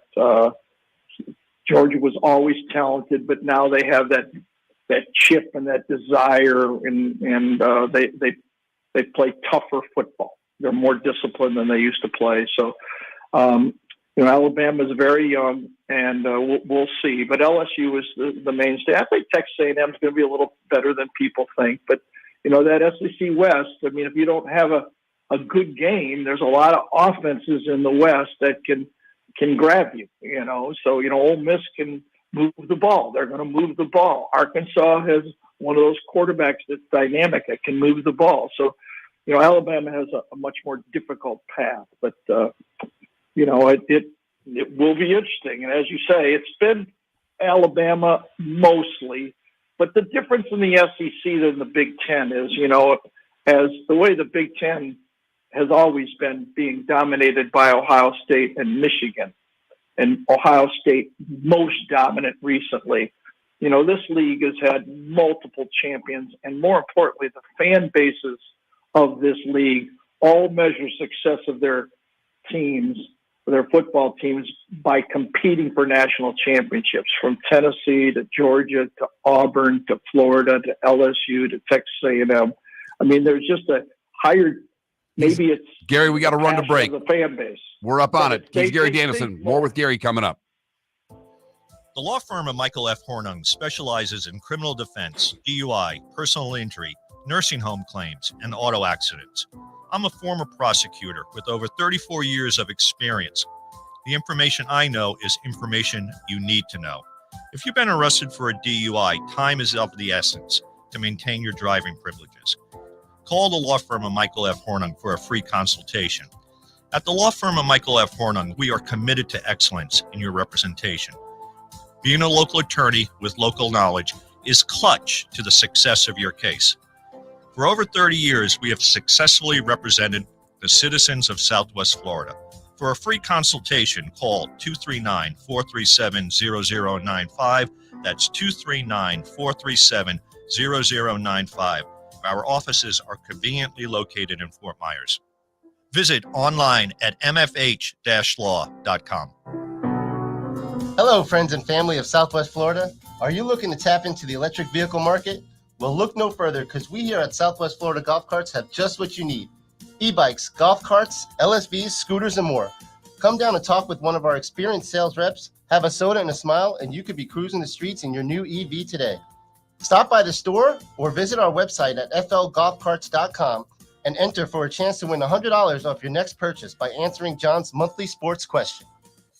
Located on the East Trail, locally owned Naples Tiki Bar and Grill is an outdoor eatery next to the Hitching Post Shopping Center. Island-inspired food with a true tiki theme. The best place in Naples to enjoy the beautiful weather in Southwest Florida. The Naples Tiki Bar and Grill offers a great menu for dine-in or takeout. Enjoy our famous pulled pork, huge burgers, and tiki bar cocktails. Don't miss happy hour every day from 3 to 6 and live music 7 days a week. See you soon at the Naples Tiki Bar and Grill, 11498 Tamiami Trail East. You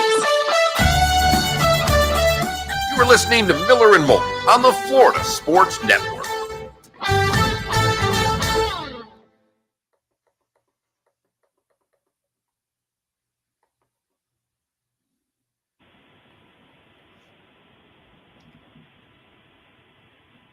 Can you still hear us? I can hear you. Okay, yeah. So this is what I just texted you about.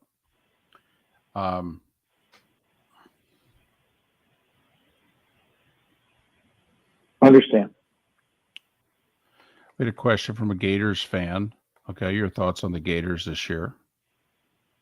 I'd rather go big picture if I could. All right. Sure. What's going on with conferences and everything like that. We'll ask you that when we come out. Sure.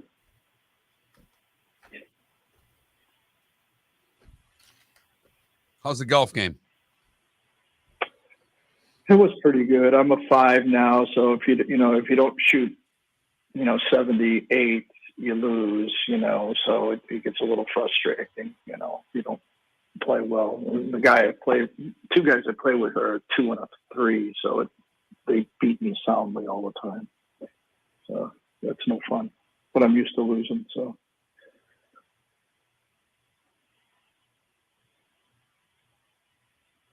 You playing much, Mark? I haven't been. They redid our course this summer, and I know that. Yeah, I know. And then my daughter, she hated her summer camp last year, so I've been Mr. Mom all summer. I've been with the little one. Oh, that's good. It's great. That's good. Yeah. Wish I could just get her to play golf. Yeah. Any of your grandkids play? My grandson is very good. Yes, he plays all tournament golf. He's 12. He just turned 12 last week. He hits it farther than I do. It's like 240 drives. It's so yeah, he's a very good player. Oh, that's awesome. Yeah, we play and practice a lot. Has he beat you yet? No. Okay. Yeah. Nope. Well, that's. Nope. I'm not letting him either. Yeah. Well, I know that. Yeah. Next year he's gonna crush me. Yeah, Gary, I don't see you letting people win at anything. No, well, I don't think that's in any of our makeups. No, I don't think so.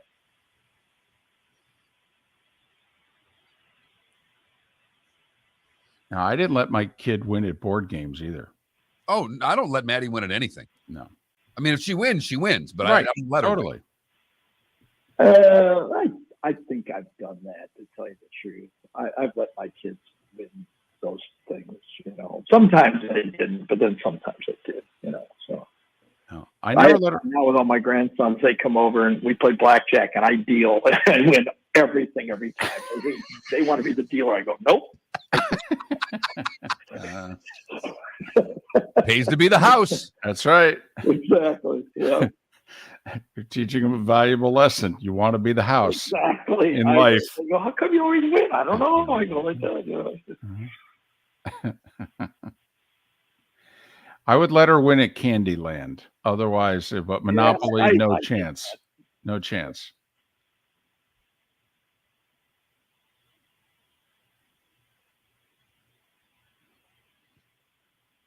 Paul asked, what was it like playing with those?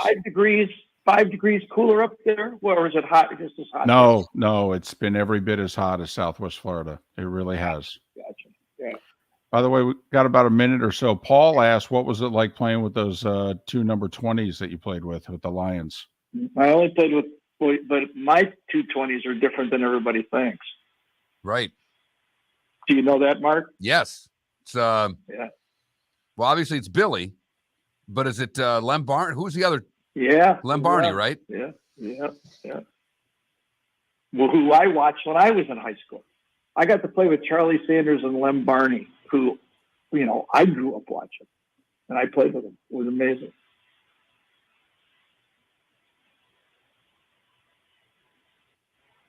I used to like your helmet. I like our uniforms. I think the Honolulu Blue uniforms are great. The helmet and everything. 20 seconds. Of course, I only saw you on Thanksgiving.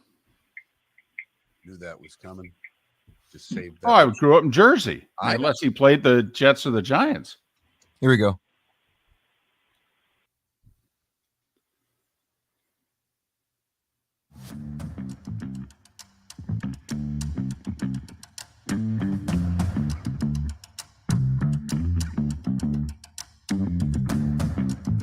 You're listening to Miller and Moulton, only on the Florida Sports Network.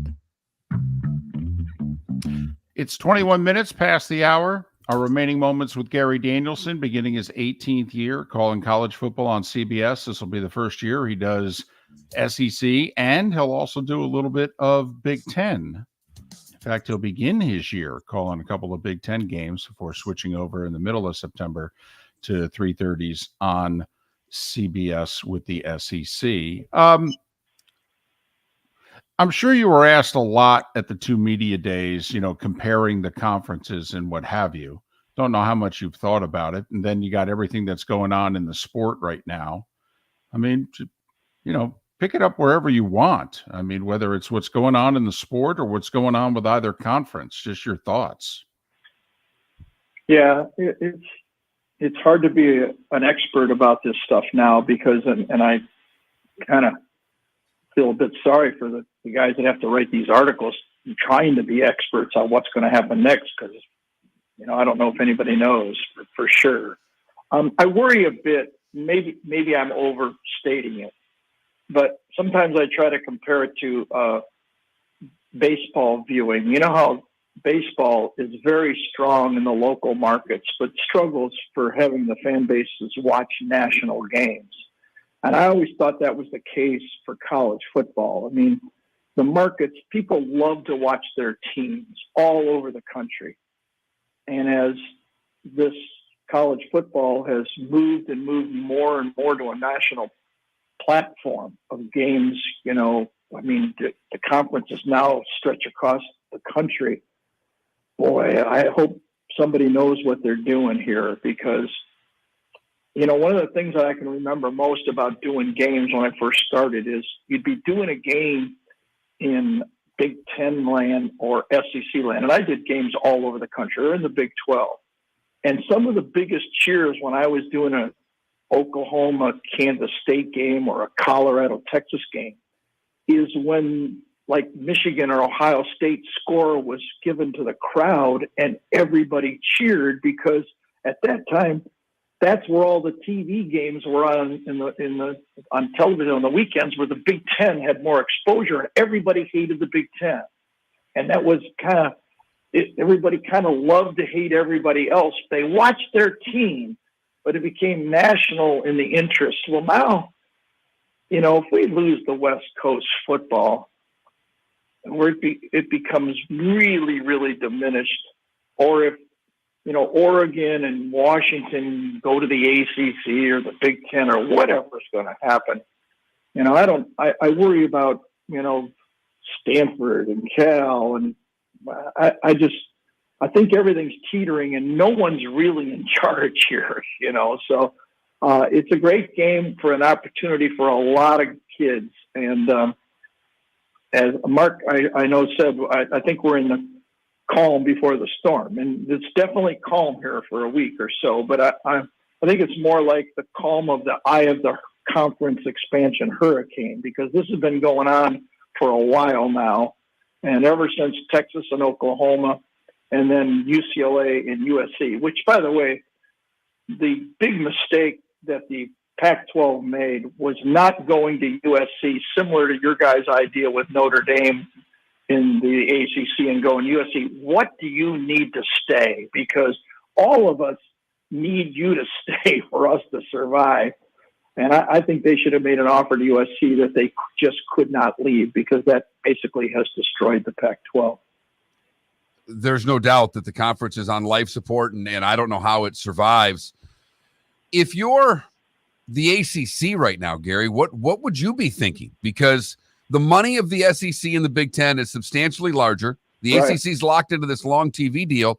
I mean, do you fear, if you're the ACC, that they could become irrelevant that quickly?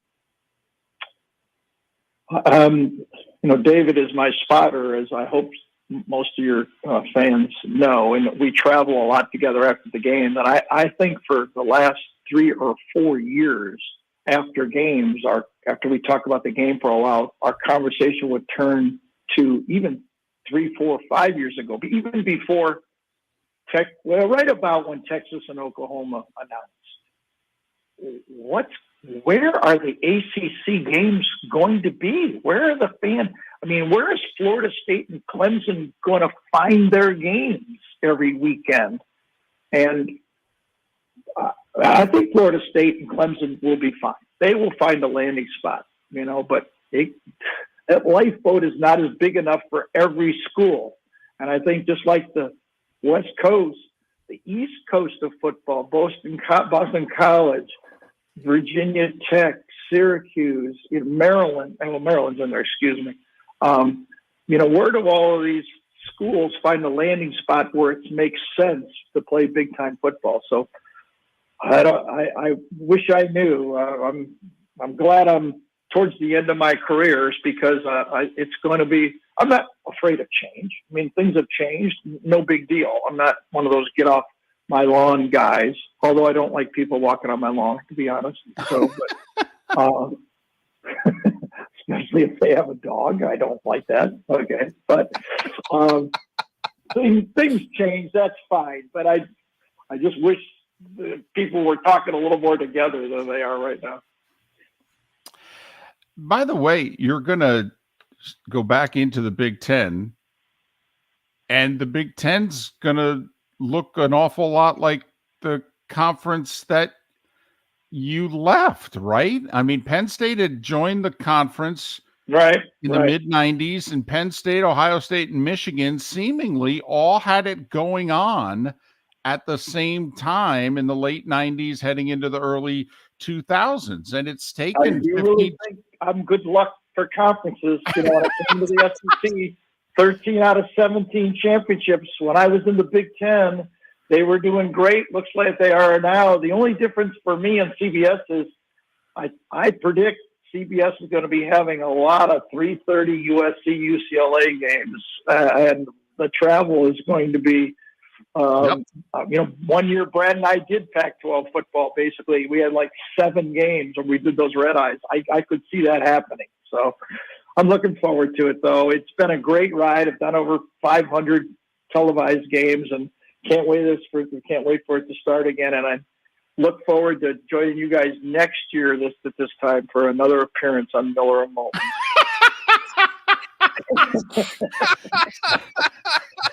Well, all righty then. By the way, I was not aware. You now have commercials. This is big time. All right, there we go.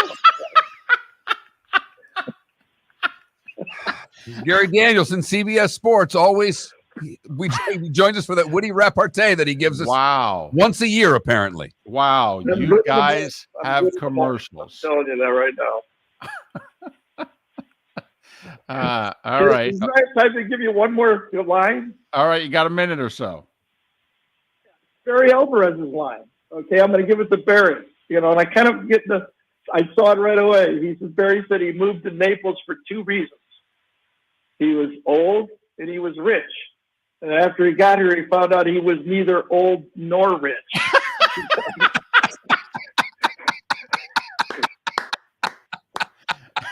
Well done. Well done. See you guys later. Thanks, all right. Gary. Ohio State, Indiana, by the way, will be Gary's first game of the year on Saturday, September 2nd, followed by UNLV, Michigan. All right, before he does his SEC opener, which will be South Carolina and Georgia. So, and then I believe we're doing a whiteout game, Iowa at Penn State in prime time. That's a big one. That's our September. It's a big one for both teams.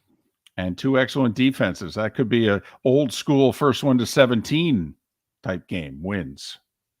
Because Penn State can't slip up with any of their other games if they want a shot at the Big Ten title, and Iowa needs that one if they want to represent the West. That's a big early Big Ten game.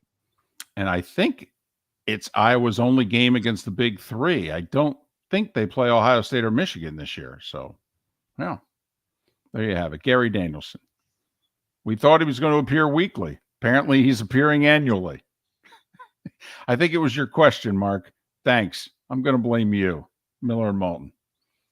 The law firm of Michael F. Hornung has successfully represented the citizens of Southwest Florida for over 30 years. As a former prosecutor, the information I know is information you need to know.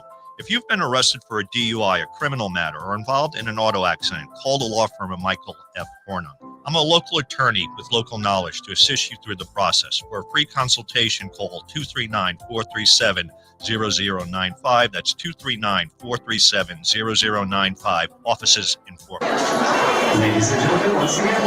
Yeah. Hi. Excuse me. Hey, the line starts back here. Ma'am, if your party's not here, you're going to have to go around again.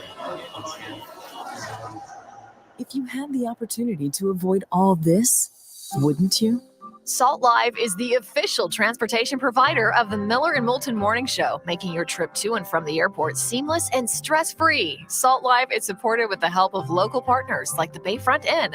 Gather your family and friends and enjoy a leisurely day on the water with a pontoon or deck boat. If you prefer to explore the waterways without a motor, the Bayfront has canoes, standboards, and kayaks. At the end of your journey, enjoy lunch or dinner at the Bamboo Tropical Bar and Grill. The Bayfront Inn, something for everyone on 5th Avenue in downtown Naples. BayfrontInNaples.com. When you need a ride, book with Salt Live Transportation, 308-8686, or book on saltlivetransportation.com. Hello, friends and family of Southwest Florida. Are you looking to tap into the electric vehicle market? Well, look no further, because we here at Southwest Florida Golf Carts have just what you need. E-bikes, golf carts, LSVs, scooters, and more. Come down and talk with one of our experienced sales reps, have a soda and a smile, and you could be cruising the streets in your new EV today. Stop by the store or visit our website at flgolfcarts.com and enter for a chance to win $100 off your next purchase by answering John's monthly sports question. You are listening to Miller and Moulton on the Florida Sports Network.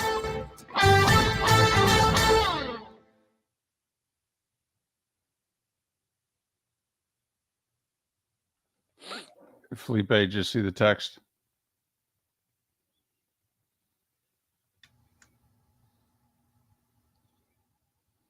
Oh, okay. Gotcha. My bad. Well, no way for you to know. Plus, you haven't been moving that quickly lately, so I thought I had time to tell you. My bad.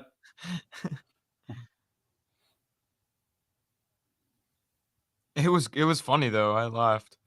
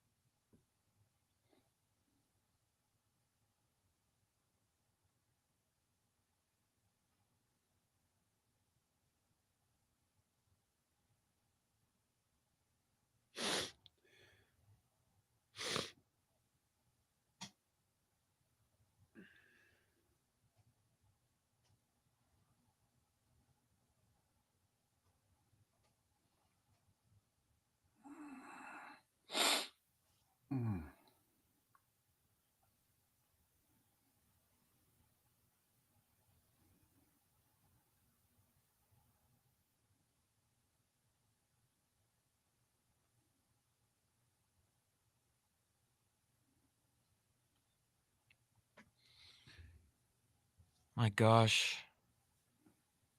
David Levitard passed away. Yeah. God, that's tragic. His art is all over Miami. Legend. Well, I guess when you go to Miami Beach, right? When you head over, Yeah. that's his Mhm. mural. That's what you're greeted with that Lebo on the bottom. Damn. That's sad.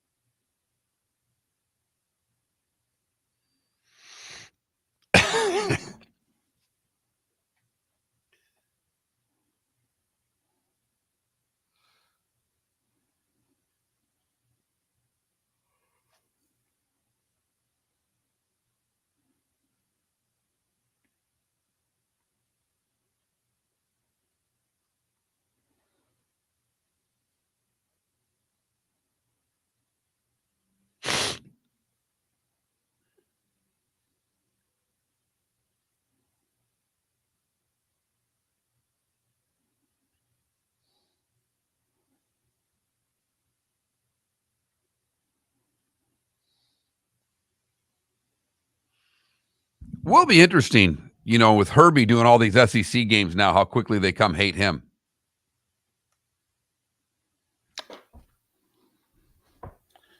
There's no doubt. There is no doubt. Now, there won't as much because his style is different. He doesn't say many critical things about anybody. But, oh, yeah, Fowler's going to get it too, and he ain't going to like it either.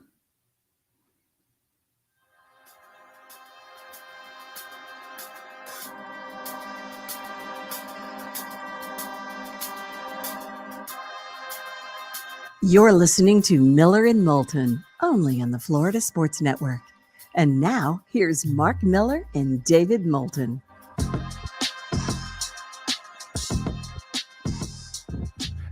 "22 minutes before the hour.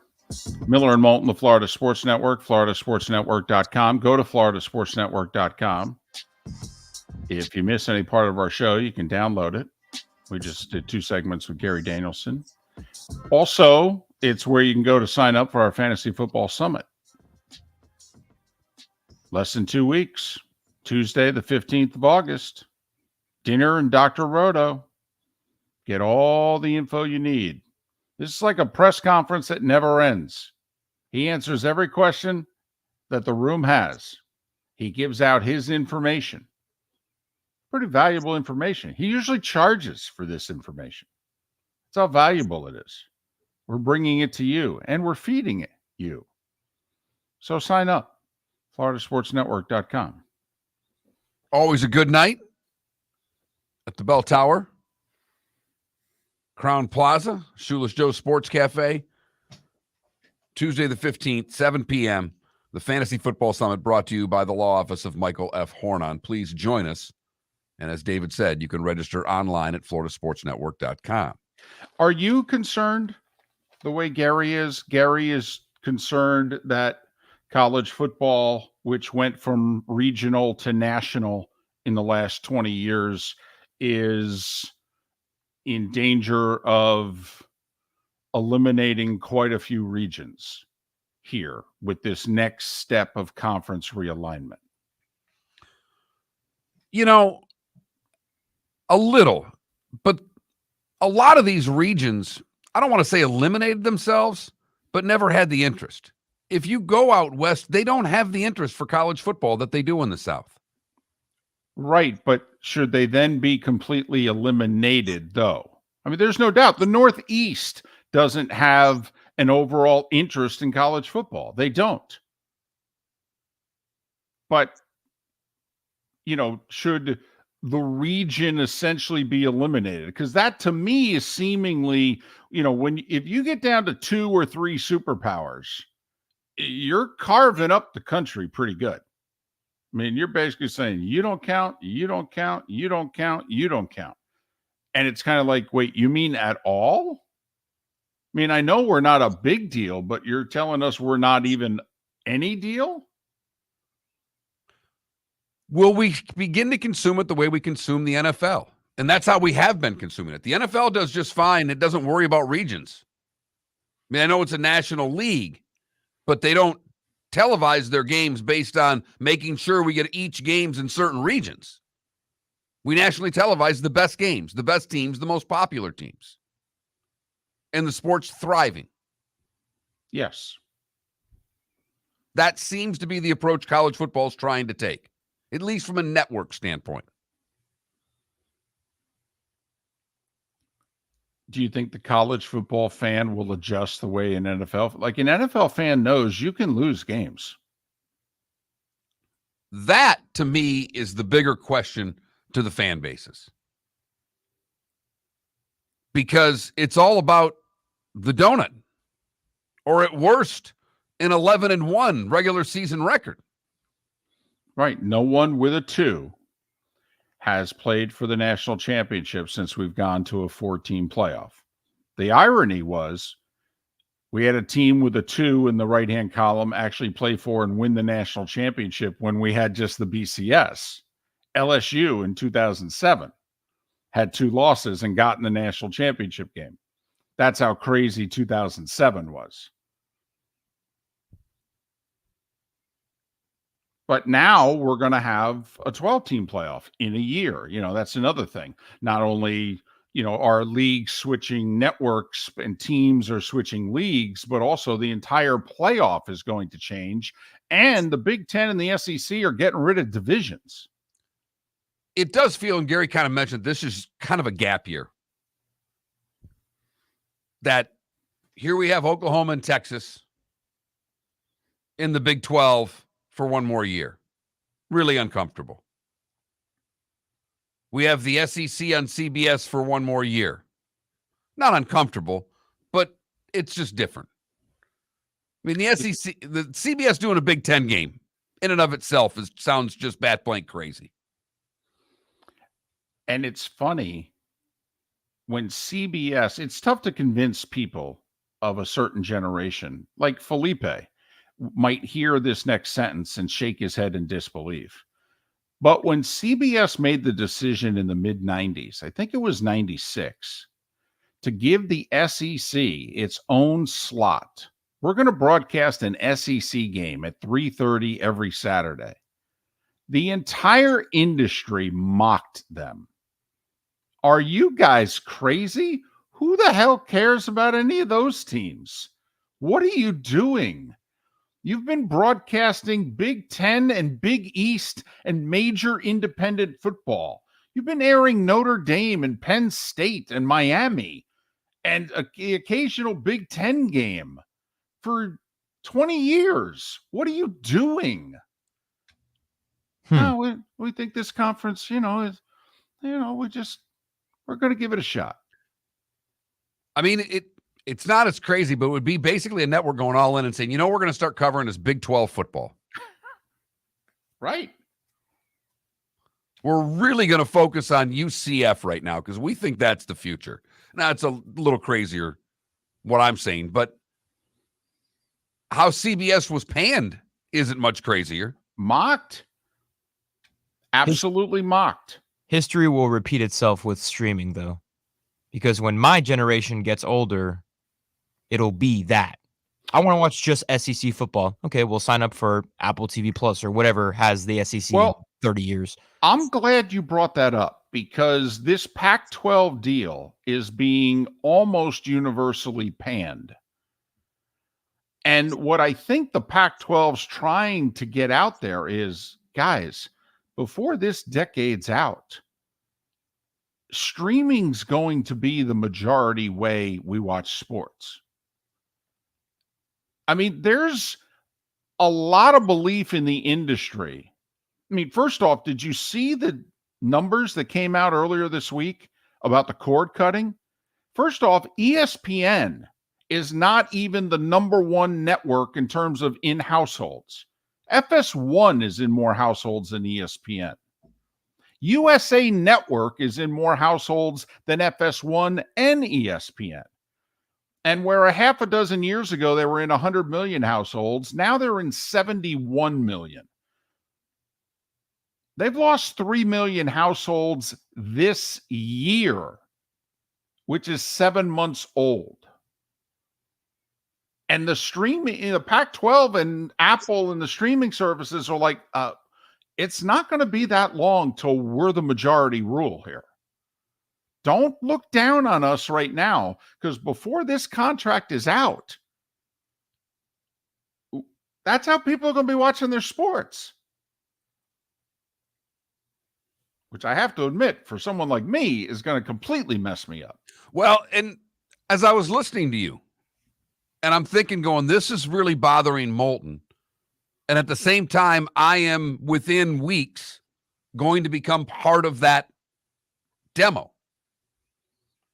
I mean, sometime between now and the start of the NFL season, I will have cut the cord and have ended my relationship with now DirecTV, who I've had on for 4 years because of the NFL Sunday Ticket.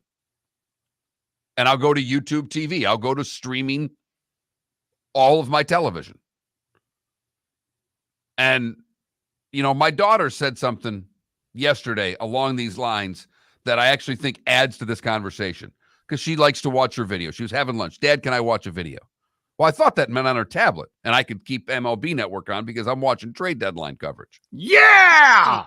Yeah, Mark! Way to go! And then she went and grabbed the remote to the PlayStation and put on Netflix.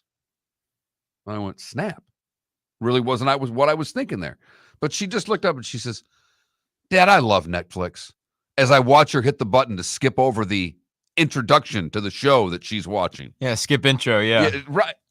We can't even watch a damn intro anymore. No. Sunday, Monday, happy days. Tuesday, Wednesday, happy days. Some of those things are like 2 minutes long, you know? Get to the damn show. Come on. You ever seen a Game of Thrones intro? Man. Come and knock on our door. We're waiting for you. Are you saying we're not going to watch the game day intro anymore? Hell, it's the only damn thing I like about the show. Yeah, and the music. Hers and his. Three's Company too. I mean, come on. By the way, YouTube TV has an option where instead of watching ads, it's just nature. Right. Enjoy the zen. Enjoy the zen. Enjoy the zen. Because we have YouTube TV here in the studio. No ads. No ads. Look at this Enjoy mountain. the zen. Look at this seagull.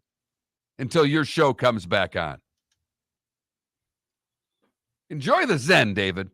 But I laugh. My daughter says, I love Netflix. Because she's never going to live in a world where she has to wait for a commercial, let alone a damn intro to a show. And so while everyone is mocking, and the word is that the Pac-12 as we know it is going to blow up here, could be as soon as today,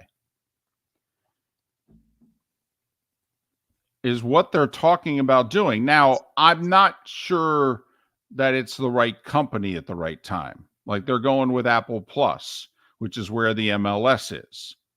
And until Messi went to Inter Miami, nobody was watching.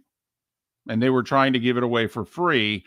And the MLS fan, however many there are, were not seeking it out on Apple TV. When they found it, when it was on an ESPN2 or an FS1, they were not seeking it out on Apple. And listen, I mean, there's talk that in the next 2 to 3 years that ESPN is going to go all streaming. Now, I don't know if that's true or not, but there's talk that before this decade is out, that's ESPN Plus is going to be ESPN. Well, they'll move to a direct-to-consumer product. Right. Well, a lot of those redirected households that you were talking about that ESPN lost are probably found again on ESPN Plus. Not as many as they hoped. I mean, the one thing we are going to find out here, because the word is that Disney's going to break it. ESPN's going to be its own entity. They're going to have to pay the bills and do their own thing. But ESPN makes money. I'm a firm believer in ESPN makes money. They just won't make as much as they used to. But with all these rights fees coming up, you know, ESPN was making oodles of money when they were in 100 million households, and they were paying $600 million a year for the NBA. Well, now they're in 70 million households, so they're going to have to pay $2.2 billion a year for the NBA. It's a little different math equation there. But there is still that gap between, you know, Felipe, who is basically a streamer. Those commercials that you see, you're a cable. You have cable in your house. I mean, that little ad is Felipe. He is a streamer. They still don't have the money that our generation has who's watching linear television. Right. And this crossroads of the next decade, maybe less, will be interesting to see how this all pans out because someone's got to pay the bills. I mean, we're in it right now. It's happening. Absolutely. I was setting up a Wi-Fi router at an Xfinity store yesterday, and it was hell. I mean, so many confused people over the age of 55. And I'll bet Felipe's saying to himself but not saying out loud, I work with one of you people. Thought he was just thinking of a side gig. I could dump all this and just set up Wi-Fi routers in people's homes and make all the money in the world. Rent myself out to Naples. Don't have to get up at 4. Yeah. Don't have to get up at 4:30 anymore. It's not a bad idea, Mark. I think we just lost our producer. Thanks. And he got a raise. And the Damn right he snowbirds coming did. back. Ooh. So I don't know. Just one of those things out there about with everything that's going on in college football. Do you think it's going to work out? And, you're comparing it to the NFL. Well, and that's the case. Hell, not only is it going to work out, it's going to thrive. I think it's closer to the NFL than it is to Major League Baseball. Okay. Well, I'll tell you what, they're going to have a 12-team playoff. NFL's got 14. When they go to 12, they're going to get numerous networks involved. NFL's got what? 4, 5? Hell, they're even streaming a playoff game this year, right? And with this realignment, they've still already set their playoff credentials in stone. So these conferences are, for the time being, until they change it, David, these regions are still going to get their teams in the playoff. I do think the SEC and the Big Ten are making a mistake getting rid of the divisions, though. I mean, I just think that for the Mississippi schools, for Arkansas, for Wisconsin, Minnesota, Iowa, and what have you, I mean, your ability to realistically compete is going to be devastated after this year. Miller and Moulton. Ladies and gentlemen, once again. Yeah. Hi. Excuse me. Hey, the line starts back here. Ma'am, if your party's not here, you're going to have to go around again. If you had the opportunity to avoid all this, wouldn't you? Salt Live is the official transportation provider of the Miller and Moulton Morning Show, making your trip to and from the airport seamless and stress-free. Salt Live is supported with the help of local partners like the Bayfront Inn. Gather your family and friends and enjoy a leisurely day on the water with a pontoon or deck boat. If you prefer to explore the waterways without a motor, the Bayfront has canoes, standboards, and kayaks. At the end of your journey, enjoy lunch or dinner at the Bamboo Tropical Bar and Grill.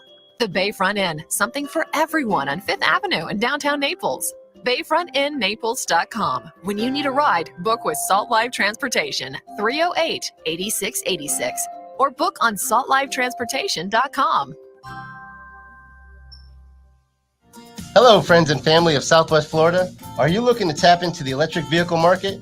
Well, look no further, because we here at Southwest Florida Golf Carts have just what you need. E-bikes, golf carts, LSVs, scooters, and more. Come down and talk with one of our experienced sales reps, have a soda and a smile, and you could be cruising the streets in your new EV today.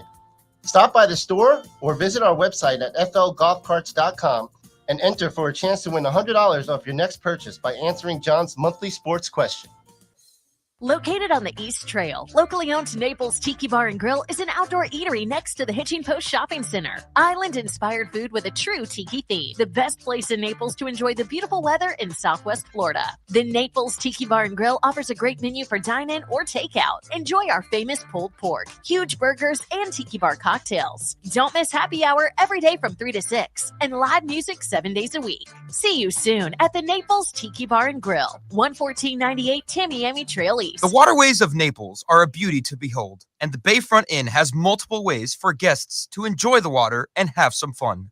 Gather your family and friends and enjoy a leisurely day on the water with a pontoon or deck boat. If you prefer to explore the waterways without a motor, the Bayfront has canoes, standboards, and kayaks. At the end of your journey, enjoy lunch or dinner at the Bamboo Tropical Bar and Grill. The Bayfront Inn, something for everyone, on 5th Avenue in Naples. The law firm of Michael F. Hornung has successfully represented the citizens of Southwest Florida for over 30 years. As a former prosecutor, the information I know is information you need to know. If you've been arrested for a DUI, a criminal matter, or involved in an auto accident, call the law firm of Michael F. Hornung. I'm a local attorney with local knowledge to assist you through the process. For a free consultation, call 239-437-0095. That's 239-437-0095. Offices in Fort Worth. You are listening to Miller and Moulton on the Florida Sports Network.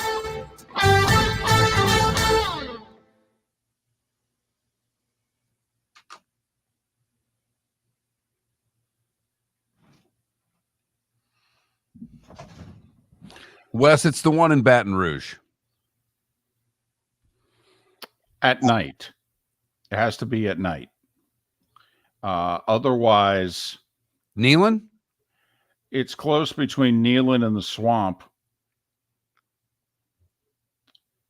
The acoustics of the Swamp are amazing. The only other outdoor stadium whose acoustics I think are similar is Seattle in the NFL. But it's kind of like when we were talking about CBS getting mocked for airing an SEC game nationally. Mark can justify. I got mocked for 15 years talking about how great a game was in Knoxville. Because our first couple of years in the league, Tennessee was still relevant. And then they were irrelevant for almost 15 years. And then last year they became relevant again. So from like 08 through 2021, every time I brought up how great the atmosphere was in Knoxville, everybody mocked me.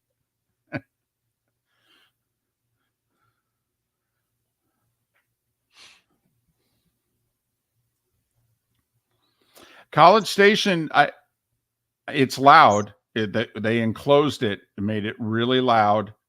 I will say, when they rock back and forth, you do feel you have a little bit of an Orange Bowl feel back in the day, in which you're like, are we sure something's not moving? Kyle Fields, cool.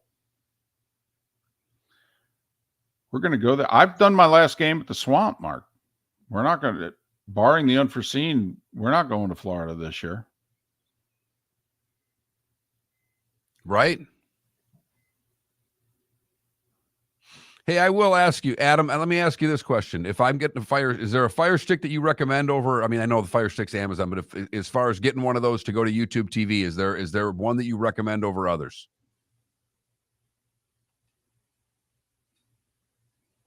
Felipe, by the way, we could at 21 after, if you want, do the play of the day in that segment.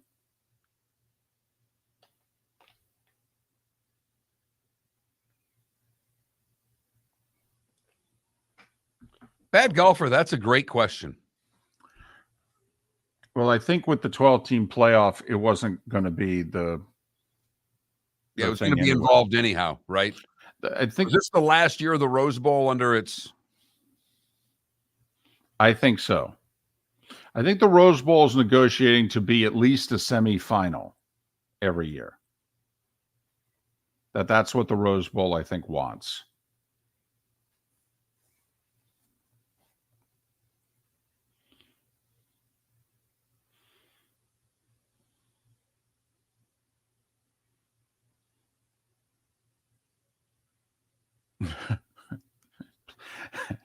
Me plugging in a Roku. Oh, my goodness. Listen, my mom's got a stick. And she is not technologically, with the program either. So it can't be that hard.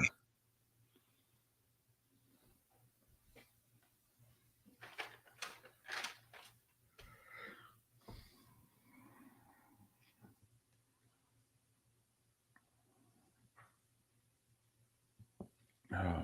15 seconds.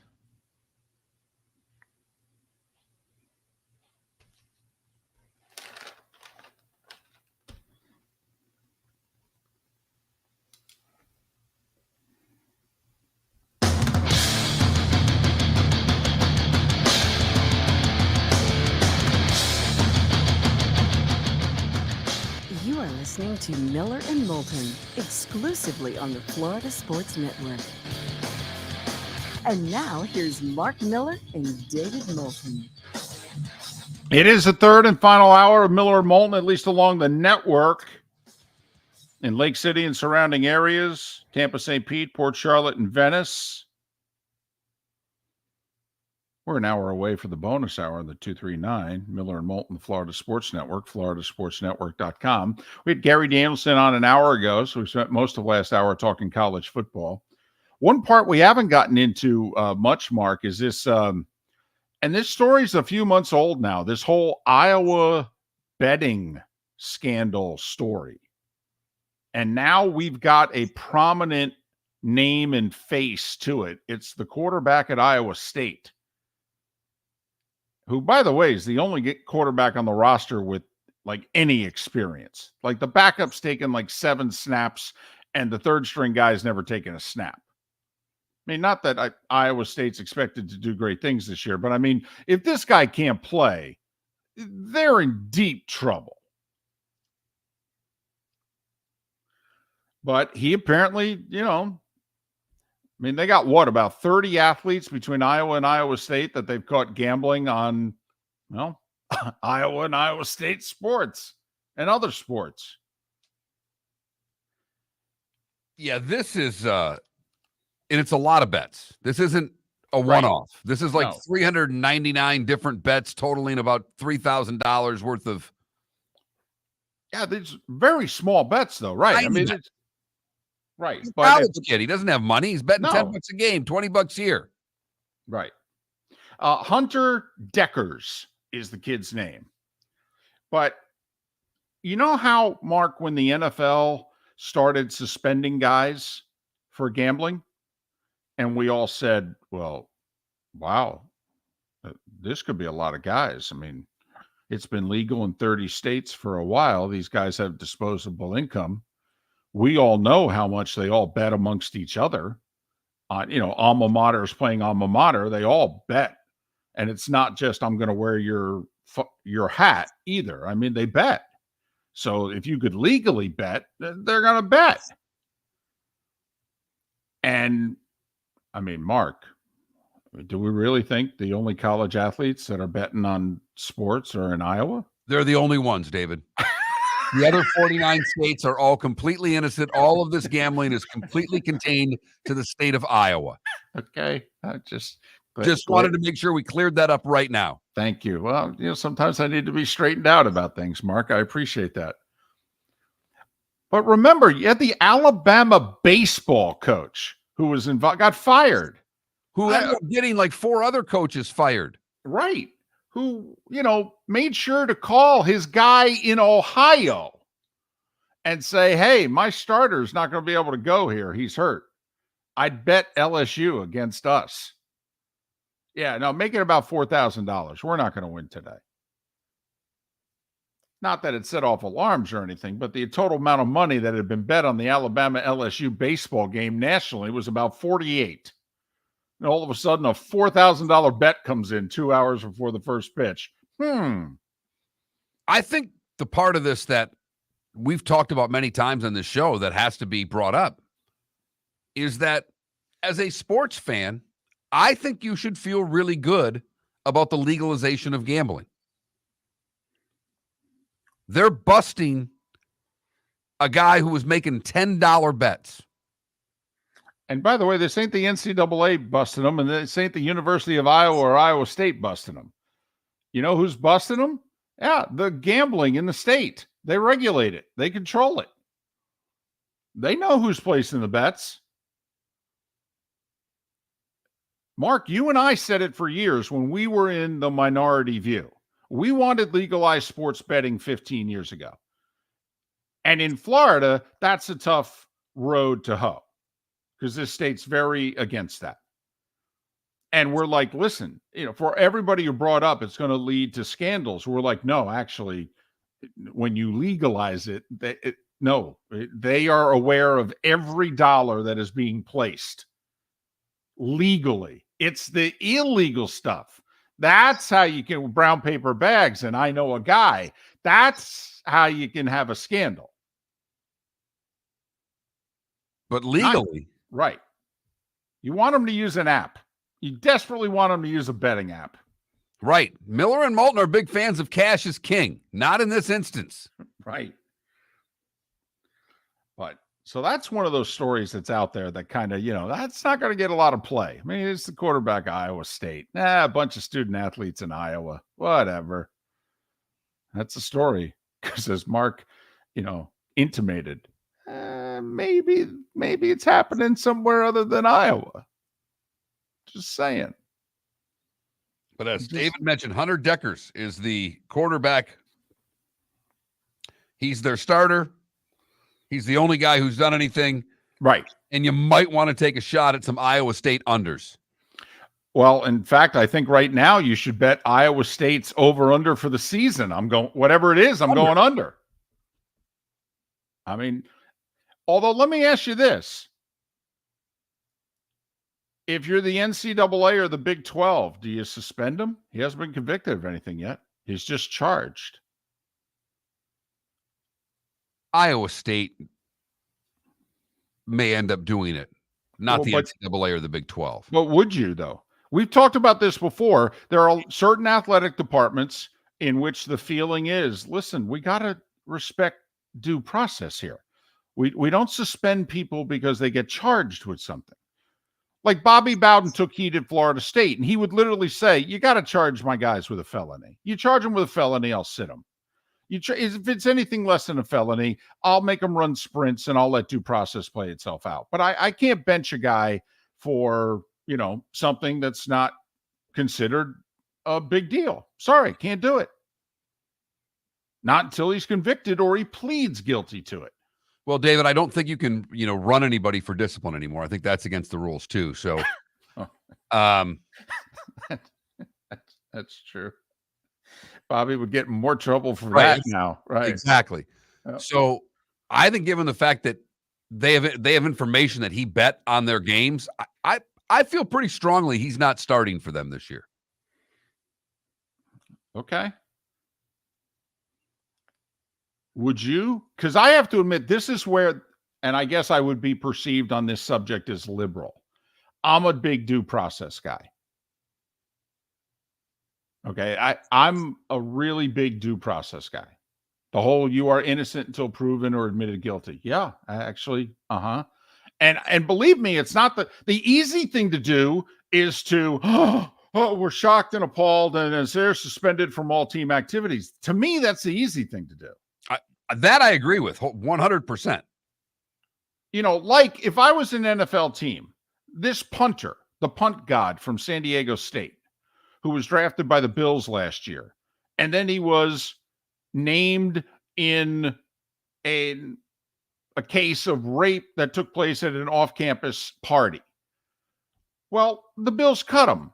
No one has picked him up. Only one other team's even given him a tryout. The police came out a few months ago and said, yeah, he wasn't even at the party at the time that the rape occurred. I mean, can you get any more innocent than that? I mean, the police came out and said that. The guy can't get a tryout. Can't even get a workout with a team. If I needed a punter, I'm sorry. And I know that people would give me a hard time. I would go, I don't know what to tell you. The guy lost his living for a year. The police came out and said, yeah, he wasn't even there. What do you want me? I know it's an ugly story. I don't know what to tell you. He's not involved in it. And David, you're right. It would be a lot more difficult to play a guy who may have gambled on a game. I, as the athletic director, am going to take the easy way out. I'm not playing him until my investigation's done. And if I found out that he gambled on a game, then he's not playing for my university. Whether it was a $10 bet or a $10,000 bet.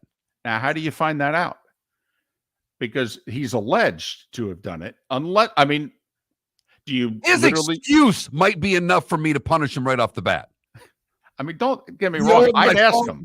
My phone was stolen and someone hacked into it. You're the starting quarterback for Iowa State. They use your phone to bet on. No other phones that they could find here in Cyclone Land that they could make a bet on. They needed the quarterback's phone because they wanted to frame you by making a $10 bet on an Iowa State game. That's what you're telling me is the truth. I don't like his excuse. I got to be honest with you. I don't. And I'm a due process guy, but I don't like his excuse. There's due process and there's due stupidity. That there's common sense. Right. That's like the people who defended Pete Rose's gambling and said, well, he never bet against the Reds. Oh, okay. So it's okay because all he did was bet on them.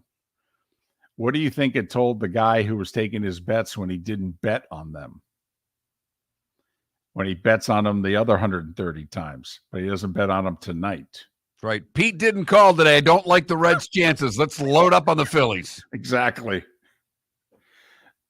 Doubling down on the Cardinals tonight, boys. Why?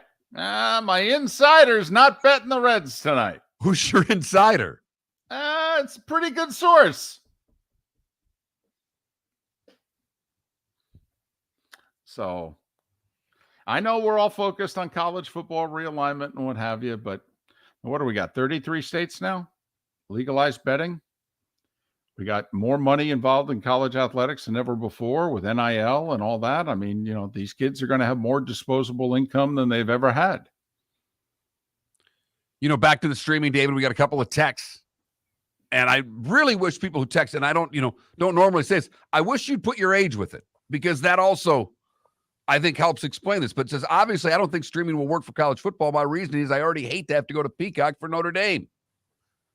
And because changing with Thursday Night Football on Amazon Prime is a pain as well, because sports fans want to watch more than one game at a time.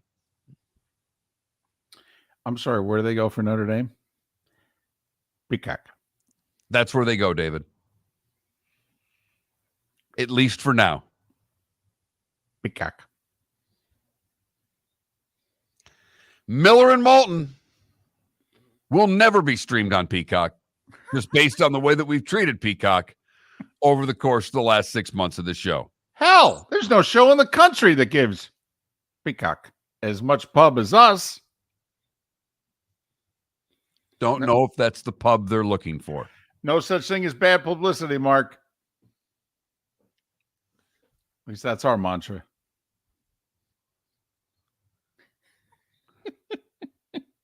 Hey, why don't we do the play of the day next? We had Danielson on during the normal time. We can chalk it up. If Felipe did his work, we don't want it to go unnoticed. So the play of the day, that's next on Miller and Moulton. Seth Everett in 25 minutes.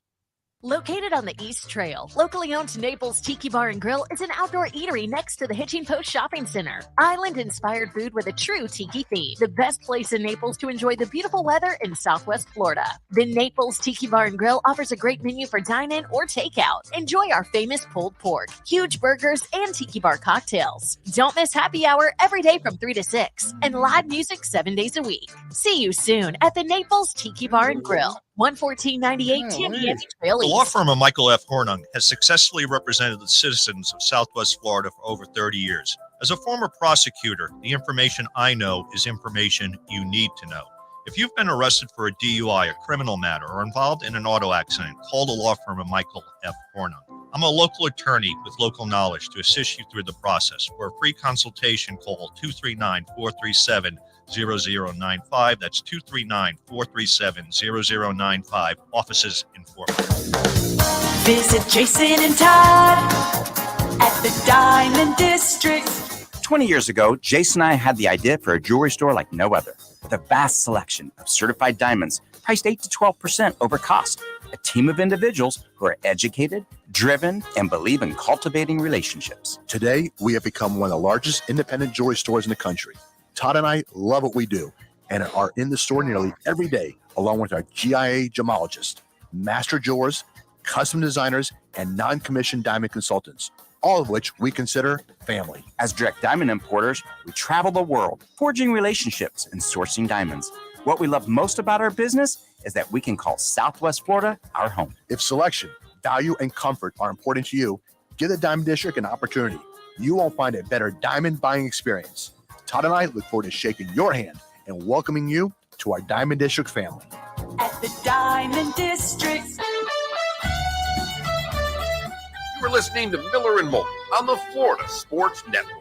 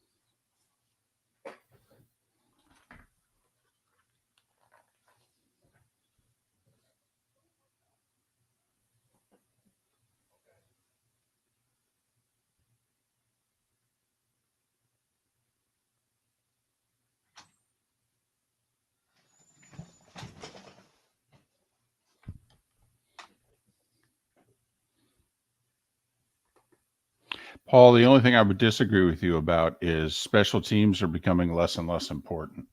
There are far fewer special teams plays in games now than ever before. But okay, but I get your point.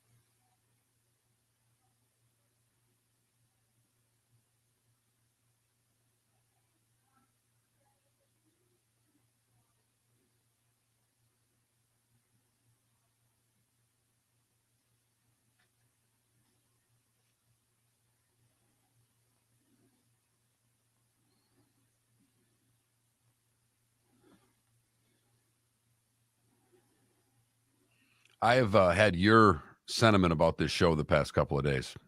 I have not wanted to get out of bed at all. 6 o'clock, I'm fine. I have not wanted to wake up the last 2 days.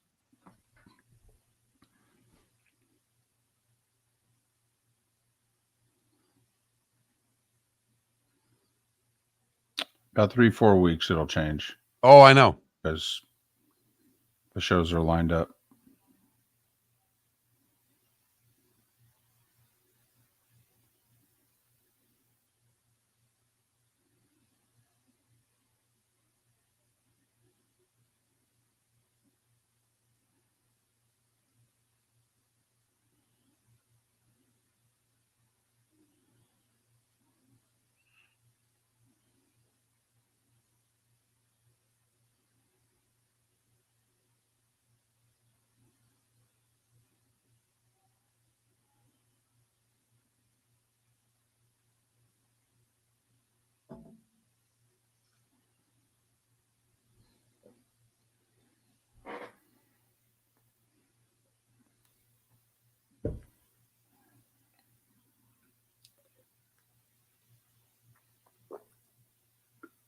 Here we go.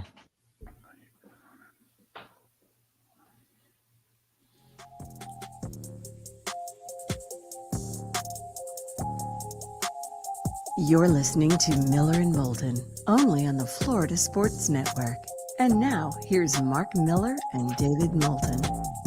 Seth Everett to join us coming up in a little more than 15 minutes' time. The play of the day is a handful or so minutes away. Trade deadline came and passed 14 hours ago in Major League Baseball. Marlins, arguably the most active team yesterday. They made a bunch of deals. They got a starting pitcher, first baseman, and a third baseman out of it. And Mark, for what it's worth, to me, you know, the Diamondbacks made some deals yesterday. The Orioles at least went out and got a starting pitcher. The Marlins were very active. If I'm a fan of those teams, I consider it a win, whether the deals work out or not. No, and I mean, for the 6-7 Marlins fans out there, they should be really happy of the job that Kim Yang did yesterday. I mean, they needed a bat desperately. They got someone with 25 home runs.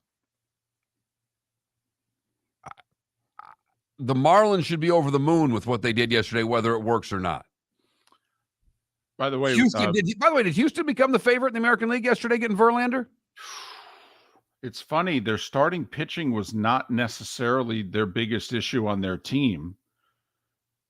I think it makes them better in October. I don't know how much it will help them be in first place come October, to be the 2 seed as opposed to being the 4 or the 5 or the 6. fascinating was Scherzer going to Texas and Verlander going to Houston. Verlander, by the way, doesn't even have to move just yet because his first start for Houston's going to be in the Bronx this weekend against the Yankees. So him and Kate can take a while packing everything up. Because I'm sure they're doing most of the packing themselves.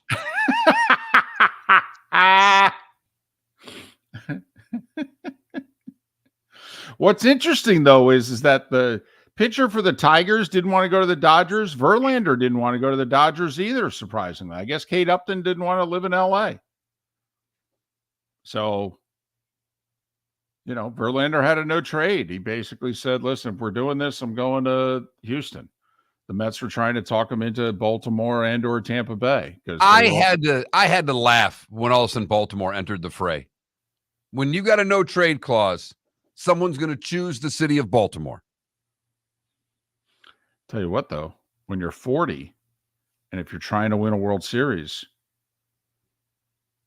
I mean, I know it's, it's not a city that people are flocking to live in and what have you. I happen to love Baltimore. I love cities that have water that works its way in through the city. I absolutely love that. So I love the seaport they have there. The aquarium's amazing. But back to the Orioles. I mean, Mark, they're just getting started. I mean, this could be a 5-year run. I've got you. In terms of a baseball team, David, you're right on. But I'm talking about Justin Verlander and Kate Upton thinking a city to live in. I know. And someone actually believed Baltimore was on the table yesterday. I laughed out loud. There are suburbs, I mean, Ellicott City's like 20 minutes outside it. It's like one of the richest suburbs in the country. You can commute to work, Okay. I know. I was there. I was hopeful as a Mets fan. I'm looking for young pitching, and the Orioles had it to offer.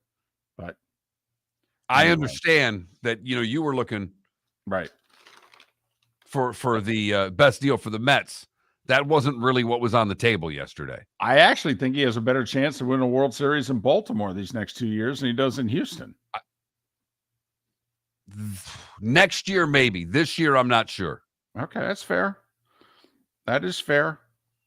It's an hour late because Gary Danielson joined us in the 7 o'clock hour. And if you miss any of the show, go to floridasportsnetwork.com to download any part that you did miss. But normally, at around 7:25, we do this play of the day. But because of Gary, we'll move it back an hour at 8:25.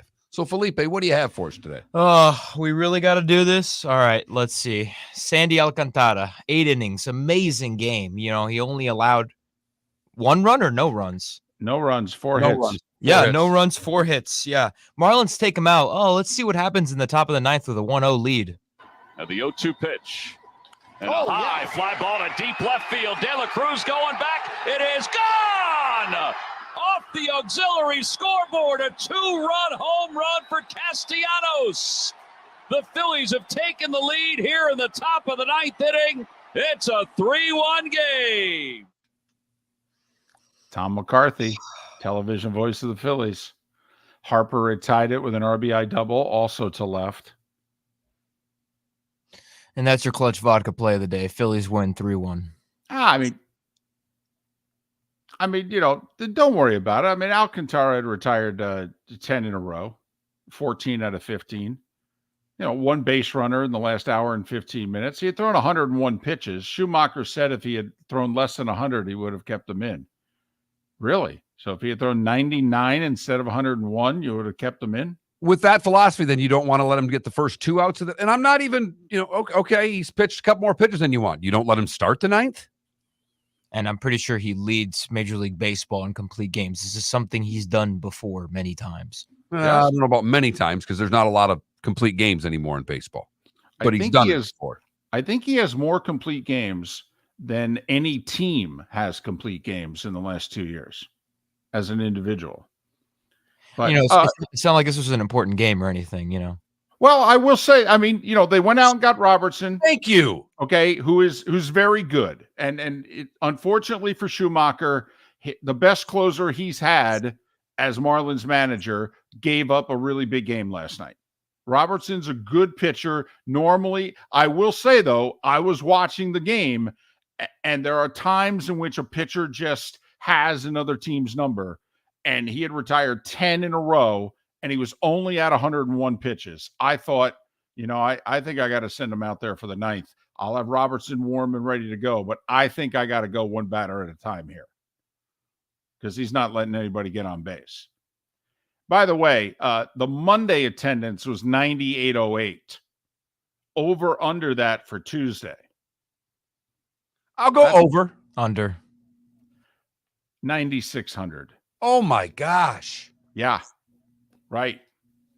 First two games of the biggest series in the history of that ballpark. 9,808 and 9,600. This is against the Phillies. 4,000 of those fans each game are Phillies fans. Absolutely. And you might be selling the Philly fan a little short. And who was it? KW in the Twitch chat saying that it's great for, Phillies fans to bring the whole family because, tickets are super cheap and, fill up those seats on the first base line behind the Phillies dugout. All right, seriously? That's how it is. I mean, I've got to applaud not just Kim Ang, the GM, but I got to applaud Bruce Sherman, the owner, because he took on some salary yesterday. He took on some money. And I mean, he knows when he's making this deal. I mean, he's losing money. Every dollar he takes on, he's losing. Biggest series of his ownership, 9,808 and 9,600. Whew. Call Jorge Mas. Does he want the franchise? He wanted it 5-6 years ago. I beat him out in a bid. Tell him to turn right around. What'd you offer last time? 1.1, 1.2? Fine, done. Let's do the deal. Get it wrapped up by Friday. He helped get Messi to enter Miami. Totally. No, seriously. Honestly. And when we had the press conference, I'd say I was all in on owning this team. It was the greatest professional thing of my life. We had the biggest series that this franchise has had in the history of the ballpark, and less than 10,000 fans showed up. School's not in session. Messi wasn't playing. The Heat and the Panthers weren't playing. The Dolphins are at training camp.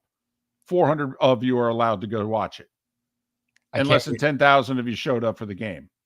No. I'm selling. I can't wait for the Messi era in Miami to end, and then the seats just go back to complete emptiness. It's going to be funny. That's Miami sports. Yep, there you go. You can't even defend it. There's nothing to defend. There's no fan base. They're not even – they're front runners at best. That's awful. That's awful because the front runners aren't even showing up this week. And you and I both thought they would. Miller and Moulton. Seth Everett. He's one of our front runners. He's next, right here on the Florida Sports Network.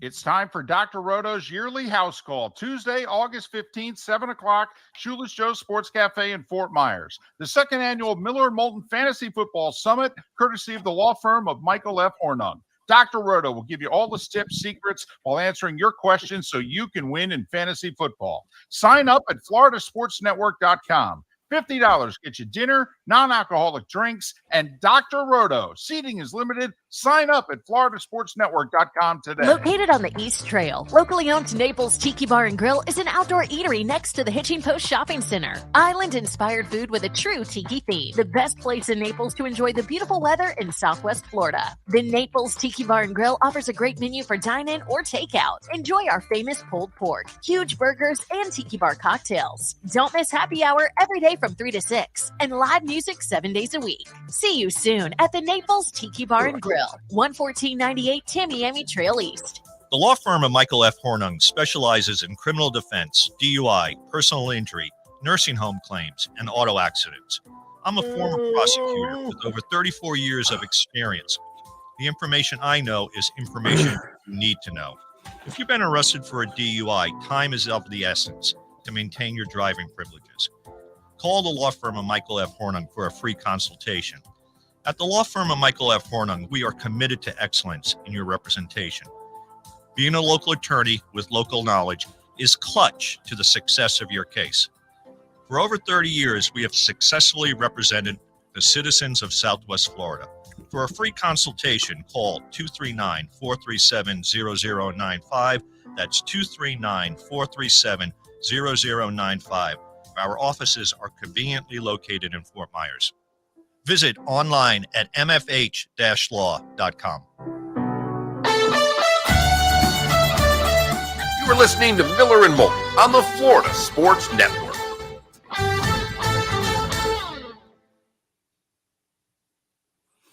Morning. How you doing? I'm good. Did you guys know that baseball is the best? It's a good shirt. It is a good shirt. But I think the irony of me wearing it is funny. I do too.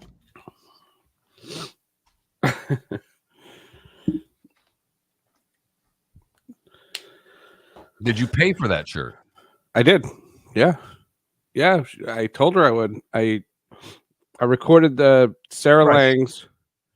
Sarah Langs is going to be on next week's Sports with Friends. And when we were talking, I said, how can people get involved? And she said, the best thing you can do. And she made a joke. She goes, boy, I'd love to see you wearing that shirt. and so I said, what do you mean? I'll wear the shirt. I'll wear the shirt proudly. And so I did. I put my money where my mouth is.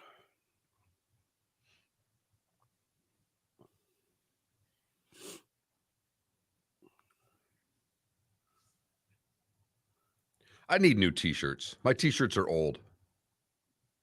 This is a new one. Yeah, this is new.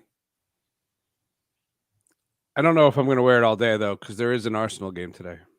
Oh well, gotta armor up. 1:00. This a summer friendly or is this a? Yeah, Community Shield something preseason something. I only think played like 3 of them. I think you can sacrifice the team gear for that today. I mean, it isn't just friendly. I understand. Maybe.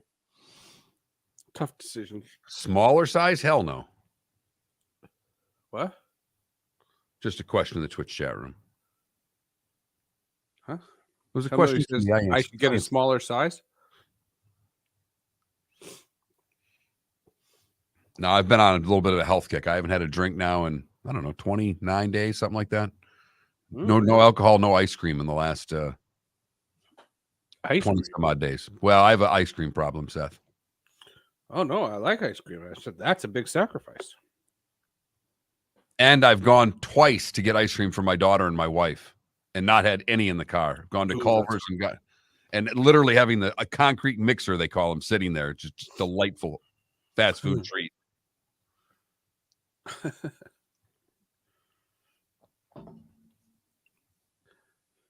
I know you guys get up early, but I did my regular early Saturday, Sunday, and then the last 2 Monday, Tuesday, I did 3:30 a.m. I started, and today I slept for 9 hours and 15 minutes. Nice. That's awesome. Oh my god. Hey, by the way, Seth, I've been like with this whole eating right. I've been working out, and so I go for my run walk. Yeah. And while on my run walk the other day, I listened to the Dan Patrick Show on one of our affiliate stations. And the commercials came, and it's a Clear Channel state or an iHeart station, and there you were. With the Florida Sports Report. Oh, there you go. The Florida Sports Network. Florida News Network. That's funny. It's the first time I've ever heard you do one of those. Hey, so at least now you know I'm not making it up. Hey, as long as the checks are cashing. Yeah, exactly. I'm going picketing on Thursday. I'm going to the SAG-AFTRA strike. I've been asked. A bunch of radio guys have been asked to go support the union. And so I'm going Thursday.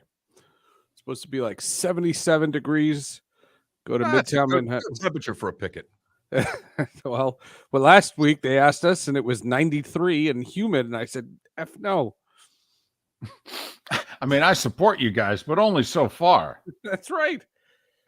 I wasn't going in that disgusting air. But no, I'm going Thursday. Okay. That's going to be another new T-shirt. That's what it's all about at this point, right, Seth? Well, they said you keep the T-shirt, but you got to hand back the sign. I said, okay. 10 seconds. It's a deal.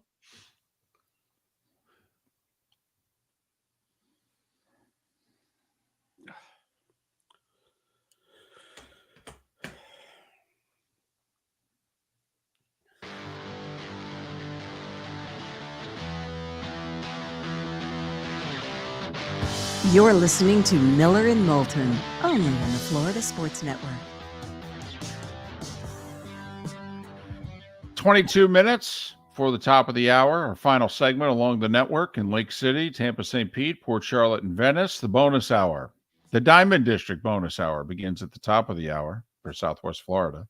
Here on Miller and Moulton, the Florida Sports Network, floridasportsnetwork.com. This day and time has been reserved for Seth Everett for many a year now. We will move it up to the top of the hour beginning in football season so we can accommodate Bud Elliott, the college football insider. He needed to change times this year. Seth has been gracious enough to move up his weekly appearance to 8 o'clock, but he joins us at this hour right now. How are you? I'm good. Thanks for having me. Great show. You said something during the break for those on Twitch who heard you. So you're going picketing tomorrow. Yes, I am. I'm going to New York City, which for me, since COVID, that has been few and far between. I'm going to New York City. I'm actually taking the train, which is another venture I have not done a lot since COVID. But I'm going. I'm in SAG-AFTRA. I make no secret about it. I'm not on strike. SAG-AFTRA has multiple contracts. The contract that they are on strike for is against the AMPTP, the movie studios. But there's been a solidarity call. And what they say, the way this union has worked, and it's worked with other strikes that are not as high profile, support your brethren, and they will support you when you have some kind of a problem. So, the radio guys all said it. They asked me last week, and last week there was this heat bubble or heat wave or whatever it was, and it was like 93 degrees and humid, and it felt like 106, and it was gross. And I said no. But this week it's nice out. It's like 75. So I got your back this week. You've got their back as long as the weather fits in with your schedule. Yeah, I literally was like, I'm not.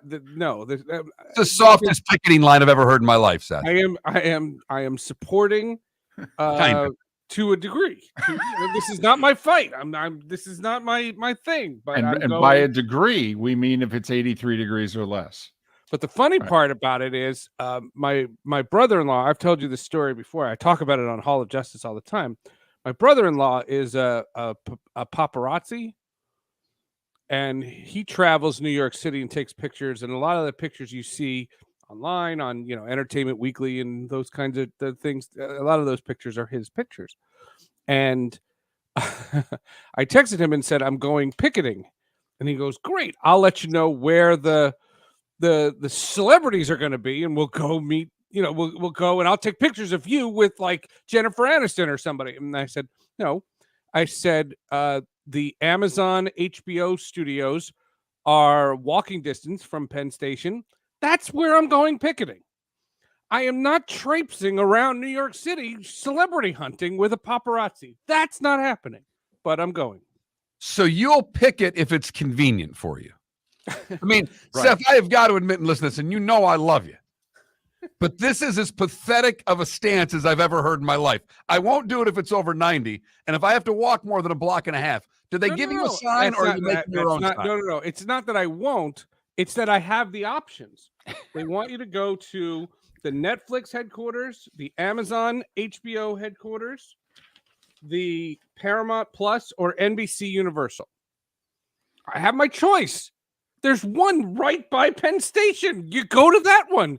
Who wouldn't do that? I'm going to zip in. I'm going to protest for an hour. I'm going to get a sign. Do you get to keep the sign? You don't get to keep the sign. They do give you a T-shirt.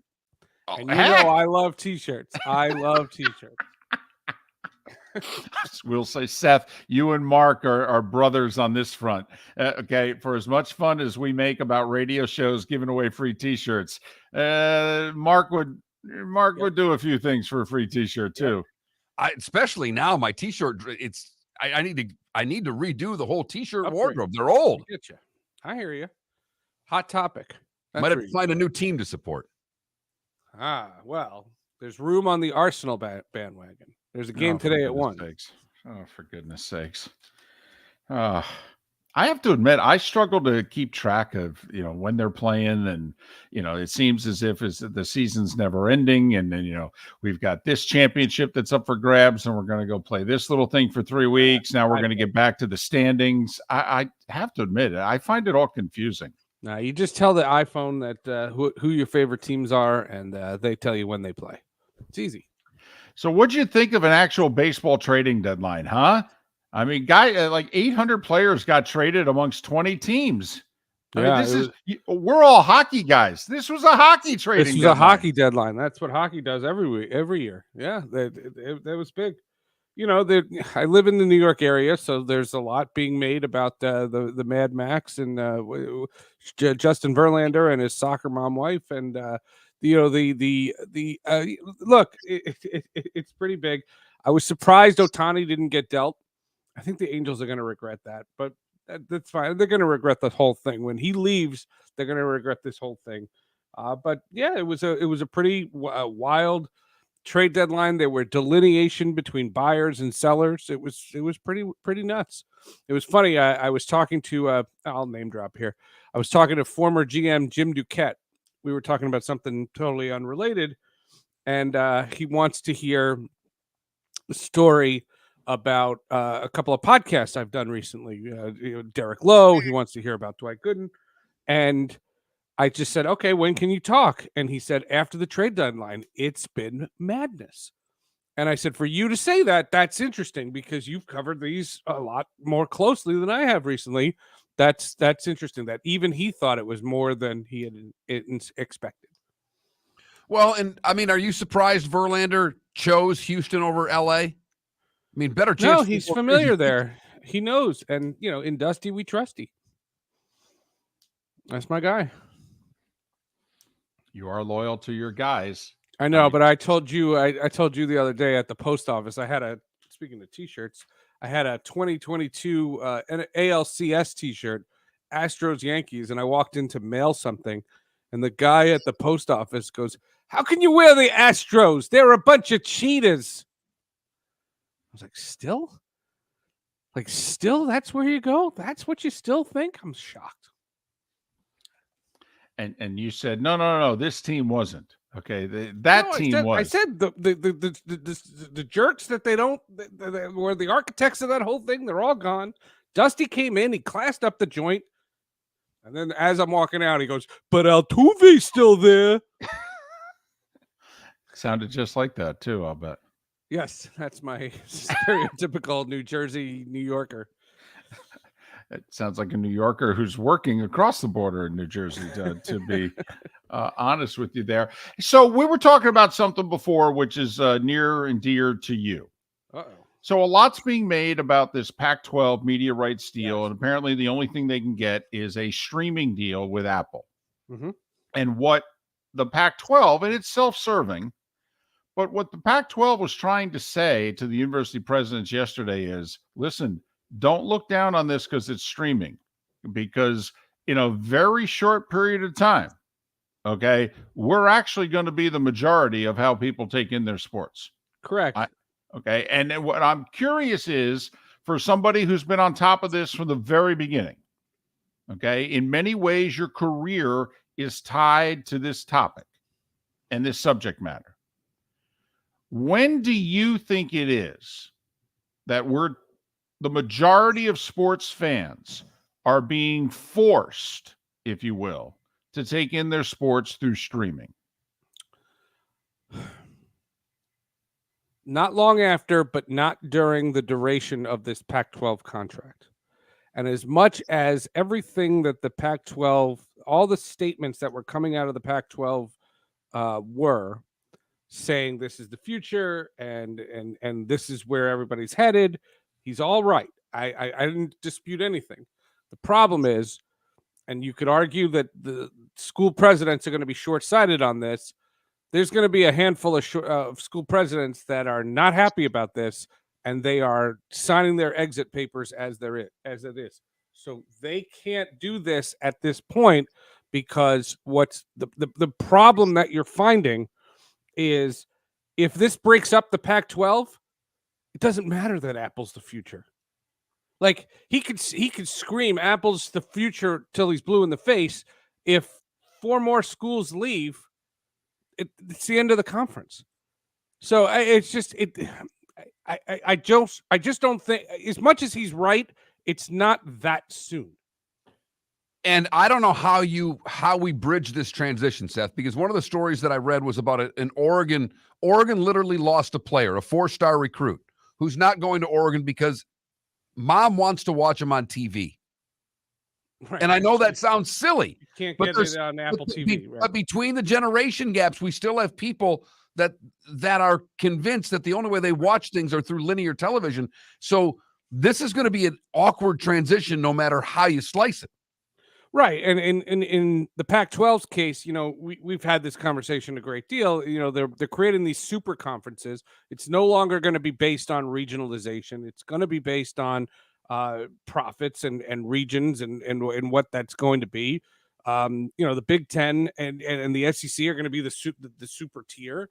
And then, you're going to be in the B-level conferences. And what I've said repeatedly is I hate that the ACC is just a B-level conference now.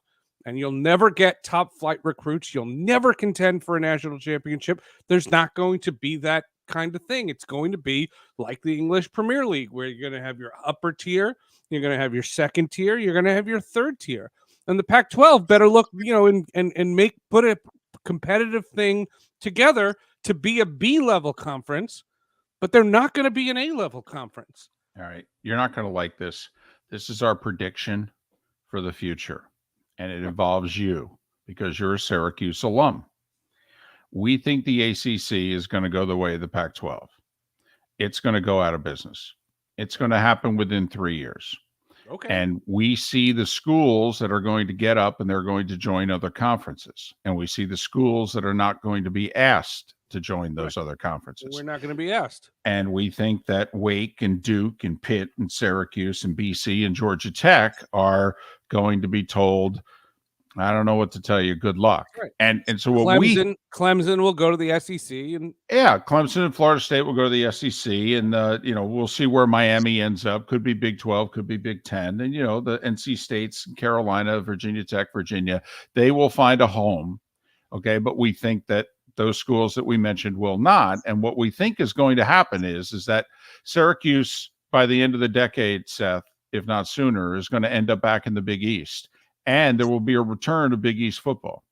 Big East will become a football conference again. It will be a minor football conference unless they can get Notre Dame to join them. Okay, but it'll be a minor conference. But why would that disappoint me? Well, no. I don't have delusions of grandeur. I know where my place is. It's much better to be a Wisconsin fan than it is to be a Syracuse fan. That's the way the cookie crumbles. I don't know if I said it would disappoint you, but I did say this is our prediction that Syracuse is going to be one of those schools that's caught in the middle. Okay, we do think geographically, though, they can find a home. We think many fans like yourself will be thrilled to have them back playing Big East basketball. Yeah, but it'll be a very regional, small, and the goals for every year will be very small. You'll want to win your conference, and that'll be it. Get into the dance and, go a couple rounds, and that'll be it. Right. And quite frankly, and no Orange players will go to the NBA ever again. But the one thing that we could argue, Seth, is that this is why this could be very good for a Boston College, a Pitt, a Syracuse. Let's just say this happens and the Big East is forced to create a football conference. Well, the deal is reportedly top 6 conference champions make the playoff. Well, in theory, that one of the 6 could be the Big East champion. I mean, Syracuse's road to relevance in football could actually be with the breakup of the ACC. Maybe. None of that disappoints me. It's all good stuff. Sports with Friends, Hall of Justice. What do you got, Seth? Dr. K, Dwight Gooden on Sports with Friends. And it's a bunch of questions were asked by friends on social media. So that's there. Hall of Justice is a gentleman by the name of Paul Sung Young Lee. I've had him on the podcast before. Last time we had him on, he was all about Star Wars because he's in The Mandalorian. He is the star of the television show Kim's Convenience, one of the funniest shows on TV. And he came back to the podcast just to talk about Kim's Convenience and that is coming up tomorrow. Sports for Kim's Friends Hall of Convenience is Justice. hysterical. Seth Everett's two terrific podcasts. Follow him on Twitter at Seth_Everett. Seth_Everett. Seth, all the best. Thanks, buddy. You got it. Happy birthday to my little daughter. She's 15 today. Hot damn. All right. Not She's so away. little anymore. Right. Start saving up for that car. You're going to get her next year, Seth. I have to go pick it. Just save the T-shirt. Seth Everett joining us here on Miller and Moulton. Make sure you go to floridasportsnetwork.com, sign up for our Fantasy Football Summit. The bonus hour, the Diamond District bonus hour awaits. The law firm of Michael F. Hornung specializes in criminal defense, DUI, personal injury, nursing home claims, and auto accidents. I'm a former prosecutor with over 34 years of experience. The information I know is information you need to know. If you've been arrested for a DUI, time is of the essence to maintain your driving privileges. Call the law firm of Michael F. Hornung for a free consultation. At the law firm of Michael F. Hornung, we are committed to excellence in your representation. Being a local attorney with local knowledge is clutch to the success of your case. For over 30 years, we have successfully represented the citizens of Southwest Florida. For a free consultation, call 239-437-0095. That's 239-437-0095. Our offices are conveniently located in Fort Myers. Visit online at mfh-law.com. Located on the East Trail, locally owned Naples Tiki Bar and Grill is an outdoor eatery next to the Hitching Post Shopping Center. Island-inspired food with a true tiki theme. The best place in Naples to enjoy the beautiful weather in Southwest Florida. The Naples Tiki Bar and Grill offers a great menu for dine-in or takeout. Enjoy our famous pulled pork, huge burgers, and tiki bar cocktails. Don't miss happy hour every day from 3 to 6 and live music 7 days a week. See you soon at the Naples Tiki Bar and Grill, 11498 Tamiami Trail East. Ladies and gentlemen, once again. Yeah. Hi. Excuse me. Hey, the line starts back here. Ma'am, if your party's not here, you're gonna have to go around again. If you had the opportunity to avoid all this, wouldn't you? Salt Live is the official transportation provider of the Miller and Moulton Morning Show, making your trip to and from the airport seamless and stress-free. Salt Live is supported with the help of local partners like the Bayfront Inn. Gather your family and friends and enjoy a leisurely day on the water with a pontoon or deck boat. If you prefer to explore the waterways without a motor, the Bayfront has canoes, standboards, and kayaks. At the end of your journey, enjoy lunch or dinner at the Bamboo Tropical Bar and Grill. The Bayfront Inn, something for everyone on 5th Avenue in downtown Naples. BayfrontInNaples.com. When you need a ride, book with Salt Live Transportation, 308-8686, or book on saltlivetransportation.com. Hello, friends and family of Southwest Florida. Are you looking to tap into the electric vehicle market? Well, look no further because we here at Southwest Florida Golf Carts have just what you need. E-bikes, golf carts, LSVs, scooters, and more. Come down and talk with one of our experienced sales reps, have a soda and a smile, and you could be cruising the streets in your new EV today. Stop by the store or visit our website at flgolfcarts.com and enter for a chance to win $100 off your next purchase by answering John's monthly sports question. You are listening to Miller and Moulton on the Florida Sports Network.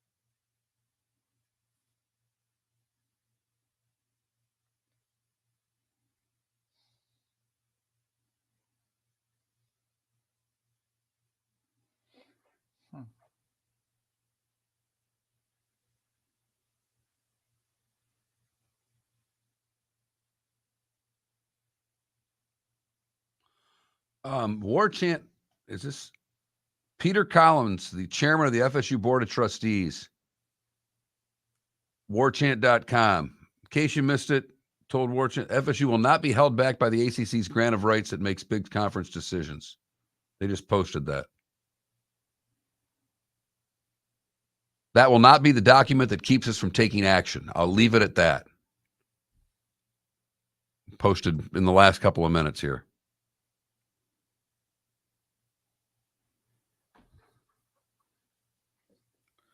Well, that and some Tampa Bay Bucks news, which people may find interesting. That Trask is out playing Baker? He has the last 3 days, apparently. Yeah.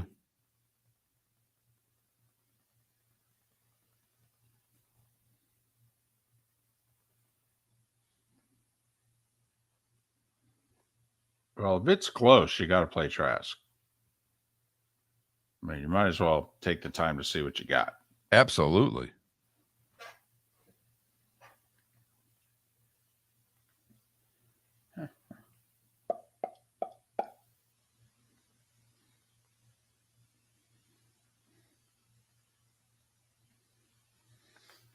$1.25 billion.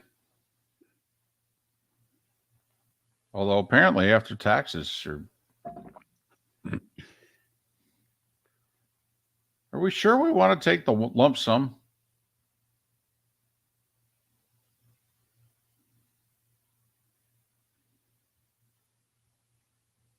Yes, I'm sure.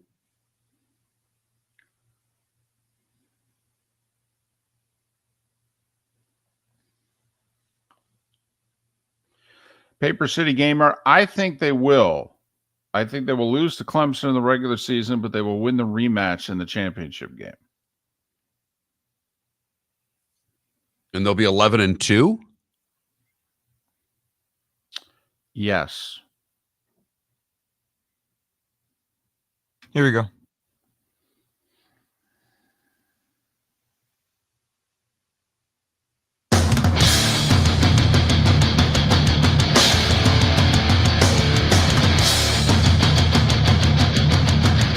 You are listening to Miller and Moulton, exclusively on the Florida Sports Network.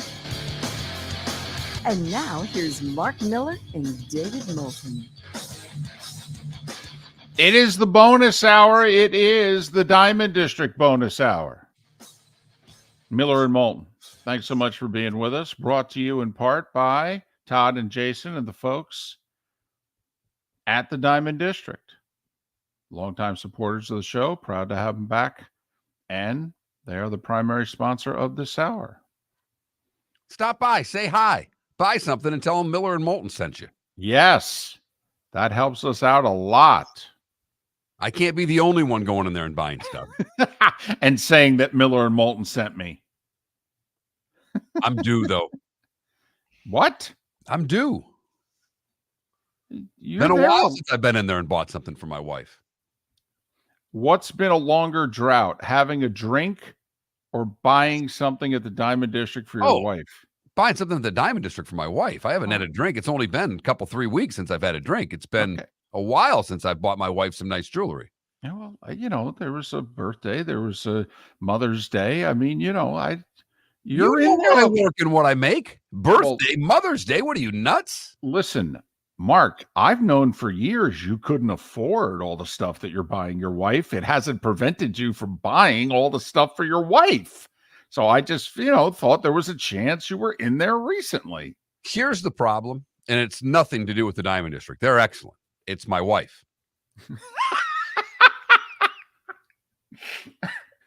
She has set the bar at a certain level of what I can buy. Like, I can't just go in and get a pair of earrings or something like that. There's a certain level of jewelry that I have to buy to keep up with the way she feels that she should be treated. Yes. Wow. And as she's gotten older, that bar has gotten higher and it's gotten more expensive. Wow. I would think it would be exactly the opposite. That your standards, listen, you were younger, you were better looking, you had more disposable income when you were dating and early in your marriage and the whole deal. I mean, by now she realizes what she married. Okay. And she's stuck. Okay, so I would think that the standards would actually have gone down. Huh. It's interesting. Maybe she's taking your mediocrity out on you in forms of jewelry. It's been a really uplifting couple of minutes on this show. It's the Diamond District bonus hour of Miller and Moulton here on the Florida Sports Network. Listen, we had Greg Allman on of Fox to start the week. He covers the NFC South. He's based out of Tampa, so he's starting his coverage out with the Bucs. And we said, hey, is this a real quarterback competition? And he said, well, yes, but Baker's in the lead. It's pretty clear Baker's better. Oh, okay. But they're splitting reps, and, I mean, Trask is getting as many first-team reps, etc. Well, Mark, from the moment we had him on the show, apparently Kyle Trask is completely outperforming Baker Mayfield. Right, and it hasn't been close from what I've been reading, what you've been reading, what we've been seeing, is that Kyle Trask has been the best quarterback thus far in Bucs camp. He's apparently had 3 straight practices where he's yet to commit a turnover. And Baker's thrown like 5 interceptions during that time, including a red zone one the other day. Now, practice games. Some people are better practice players than others. Some people are quote unquote gamers. I mean, problem is, head coach doesn't know that. I mean, he's never been around Baker Mayfield before. I mean, Baker's got to deliver. But it seems to me, Mark, as if, wow, are we actually going to have to pay a little bit of attention to Bucs preseason football because they have a legitimate quarterback competition? And David, not just the preseason, but obviously the scrimmages and the practices and all this are adding up to, if it's a competition and it's close, who are you going to go with? Well, I would go with Trask. If Baker's, who's started, 60 games in the NFL, and, if Baker Mayfield is not clearly better than a guy who's been the 3rd string quarterback on our depth chart for 2 whole years, if it's close, then I'm going to play Trask. I got to know what I have here. I can come to a conclusion now about Baker. Wow, he ain't the guy who got drafted out of Oklahoma. He ain't the guy who won 11 games with the Browns and won a playoff game. That guy's not around right now. I'll play the kid. It's a transition year anyway. Come on now. Let's be honest. It is. It's a transition year that you can still go to the playoffs in, though, David. Yep. I can't deal with rebuilds and transitions and all of these things when there's an actual chance to go to the postseason. You're in the worst division in football. That has to be the most important thing right now. I don't want to hear about transition until we get to November and we're staring 3-8 in the face. Then you can start dealing guys at the deadline and start getting better for 24. But in that division, I don't want to talk about transition years. I want to talk about winning the division. It's Carolina, Atlanta, and New Orleans. This is not Murderer's Row. I'm with you. But if it's close, I'm still playing Trask. I mean, if it's how Greg Allman of Fox made it sound on Monday, I'm playing Baker. He was clearly better. That's not what people who are covering the Bucs are saying heading into practice today. They're like, actually, last 2-3 days, the other guy's been better. And if we're being objective about it, it's the best he's looked in his 3 years in a Bucs uniform. And even Allman said, listen, he's better than he was. He's skinnier. He's quicker. All right. He's, he looks better. He looks much better than he has in his first 2 years. But, Baker's still better. And now others are, Jenna Lane of ESPN sent a tweet out after practice yesterday going, Kyle Trask has been really good. So there's that. Another tweet got your attention. Yeah, something coming out of warchant.com. Our buddy Jeff Cameron. And their talks with Peter Collins, who is the Seminoles Board of Trustees chair, told Warchant TV that FSU will not be held back by the ACC's grant of rights as it makes big conference decisions. And I quote here, that will not be the document that keeps us from taking action. I'll leave it at that. I mean, which says we're leaving. I mean, come on. He might as well just announce we're leaving. It's just a matter of when and where. We're leaving. And we'll pay the freight. If we have to, we'll pay the freight. Yeah, that's not really mincing words. No. That's we're gone. Because what's been the thing that's held everybody back in the ACC? It's the grant of rights deal. He just came out and said, yeah, that ain't going to hold us back. Okay, well then I guess you're leaving. No reason to stay. I mean, I could actually argue the ACC TV deal is the worst of the Power 5 conferences, even worse than the Apple deal. Why? Because the Apple deal ends in 2030. Yeah, it's for less money, but you can get out of it sooner. And there's actually an upside to it, although I don't believe it would ever be reached because the subscription numbers they would have to reach are staggering for the Pac-12 to actually make money on that deal. More likely that it would go down, but that's a different story. So once again, we tried to bring it up yesterday when we had Greg Swaim on and then amongst ourselves. First off, there's Miami. What are you thinking if you're Miami? Do you want to be tied to Florida State? Or are you thinking, no, we're going to go do our own thing? Okay, what's your thing? Where? Right. What's your thing? Because throughout all of this, we've not heard anything from Miami. No. Now, I will say their AD, Dan Radakovich, who's a long time at Clemson, he's been in the ACC a long time. Not to say that would impact his decision. He's going to put Miami first. It's his alma mater. But, Dan knows the inner workings of the conference. I'd be very surprised if Dan in Miami was ever caught by surprise by anything that happened within the conference, is what I'm trying to say. But what are you thinking if you're Miami? And I believe Miami's always thought the Big Ten's their model destination. Right. Okay, great. Good. But as we talked about yesterday, are you ahead of Virginia in that pursuit of the Big Ten? Because we don't think you're ahead of North Carolina. No. And we're looking at, listen, the Big Ten clearly wants Notre Dame. And the word is the Big Ten's going to hold out and wait to see what Notre Dame does before they take on any new members. So if Notre Dame comes, then they need one more school to keep it an even number in 18. Who would that school be? All right. Miller Moulton, believe it or not, that school would probably be the University of North Carolina. Although I do think it could be Miami. But then if they're going to expand without Notre Dame and they're going to raid the ACC, who are they taking? Is it North Carolina, Virginia? Is it North Carolina, Miami?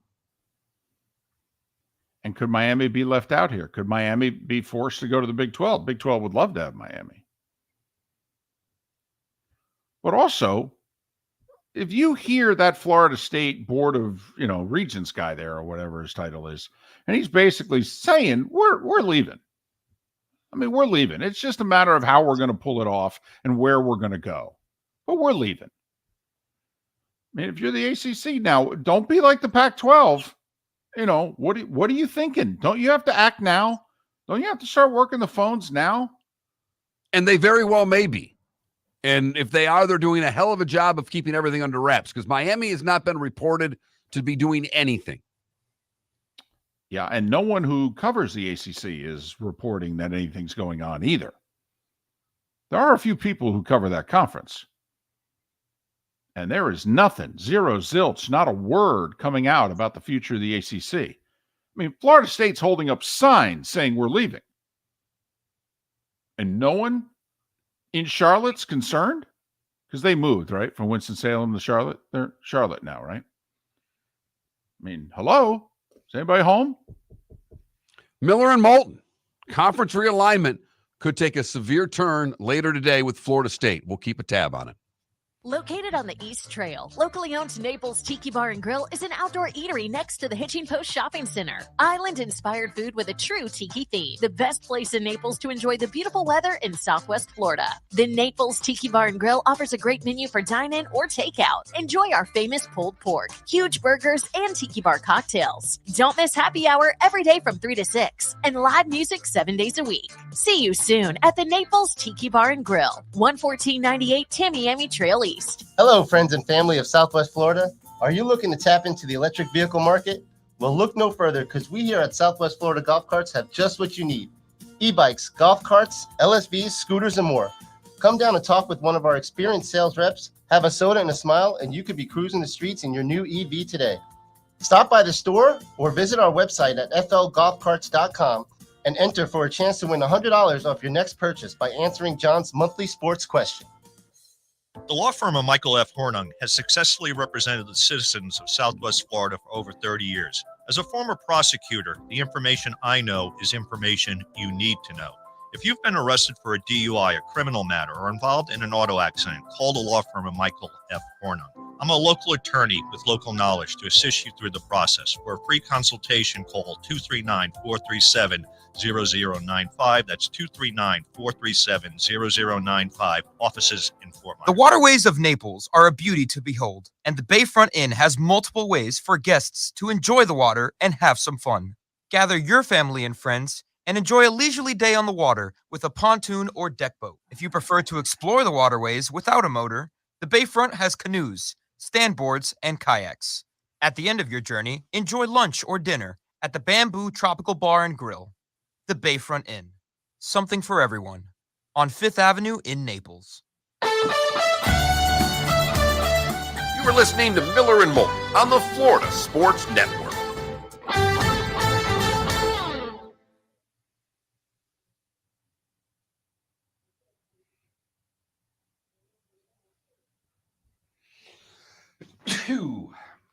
Bless you. Thank you. David, is there anything that you know of in the college football playoff thing where if the conferences all remain, that they would redo the deal? Pac-12 remains. They go get teams from the Mountain West. No conferences dissolve. They can't really redo that deal and say it's not the top 6 conference champs, right? Right. My understanding is the wording is the way it is for a reason. It's right, for so they don't legal get reasons. sued, right. It's for legal reasons. And so whether or not it's a Power 5, a Power 4, a Power 3, the U.S. and the Soviet Union and everybody else, doesn't matter. Top 6 conference champions at the highest levels of college football will be guaranteed a spot in the playoff. The only thing they are to debate is what is the criteria to determine who the top 6 is. Is it a computer formula? Is it the rankings? Is it that committee that meets in Dallas and ranks the final 1 through 25? Because then they become pretty effing important when determining who the 5th and 6th teams are.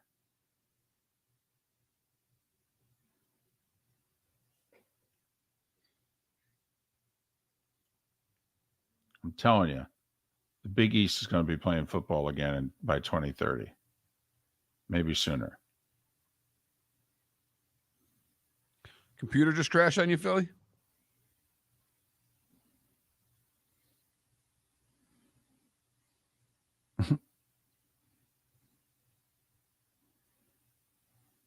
And Adam, you are so right. I did not think I would be talking about Kyle Trask at all. Unless the Bucs starting quarterback was injured and he was forced to play.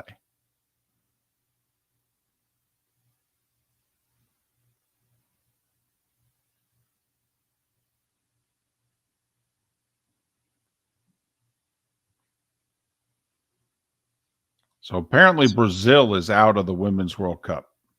Okay. And which is a big to-do. It is.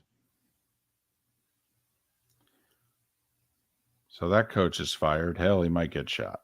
It's women. I know. A few years ago, though, they had the best player in the world. I know. Oh, because of their draw with Jamaica. Jamaica advanced, huh? Let me tell you, I am loving Carly Lloyd. And she apparently took on Rapinoe and said she's not a good leader. She's basically the reason everything's gone wrong with U.S. women's national team. It's a good, if you're on TV and the games are on Fox, it's a really good target to take on. She doubled down yesterday. I know. And she said, listen, I saw it my last 2 years after we won the World Cup in 2019. She goes, things got very different my last 2 years.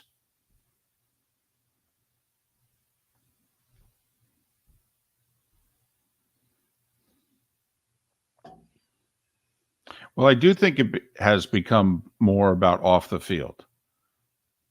You know, their big fight to get equal pay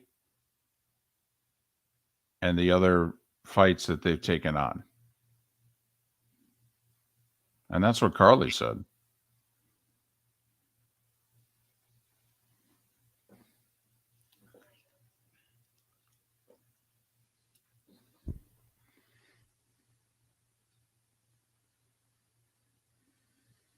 So Justin Thomas has to finish top 15 this week just to qualify for the FedEx playoffs. Yeah, he was trying to make the case yesterday. He's actually playing a lot better than he's scoring.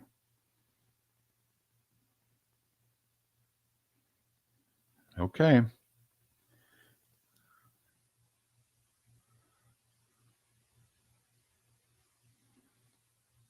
Well, I mean, he's playing for a spot on the Ryder Cup team because most people feel if he can get in the FedEx Cup playoffs, Zach will find a way to put him on the team. Welcome to the bonus hour, brought to you by Jason and Todd at the Diamond District. And now, here's Mark Miller and David Moulton. Is that a jazz feel? Is that like the music that they're playing at the Diamond District when you walk in? Probably. Sure sounds like diamonds. How do you greet a customer if that's the walk-in music? You've got to have a great walk up to that person. You got to have a little flair, a little style. You can't, you got to almost saunter into that. Right. And you know, Todd and Jason, obviously, they've got personalities. We've seen it in the TV ads in 20 years and what have you. But, I mean, also, they don't necessarily either one as the voice to go with this music either. You want kind of that deep, almost romantic voice. Maybe I'll start selling jewelry. You know what? Maybe that's your gig. You'll be the greeter. They'll play the music. You'll have to wear decent clothing and not a tie or anything, but you know, the collared shirt. Ties are done. They're right. out. Right. That's what I'm told. We have gotten rid of this. This is the time, and it's finally happened.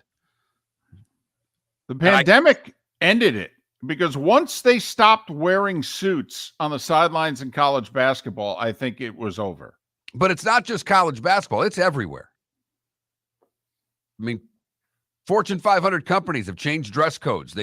People do not dress the same at work, and we'll never do it again. Right. So Carly Lloyd doubled down on her comments because she got some blowback. The U.S. women's national team head coach was told what Carly Lloyd had to say about their play and their attitude, and he said, that's ridiculous. And so when they went back to her and said, well, here's what some of the players and coaches have said about what you said. And she was like, well, hell, I'm just getting started. We've been heading down the wrong path for at least 4 years.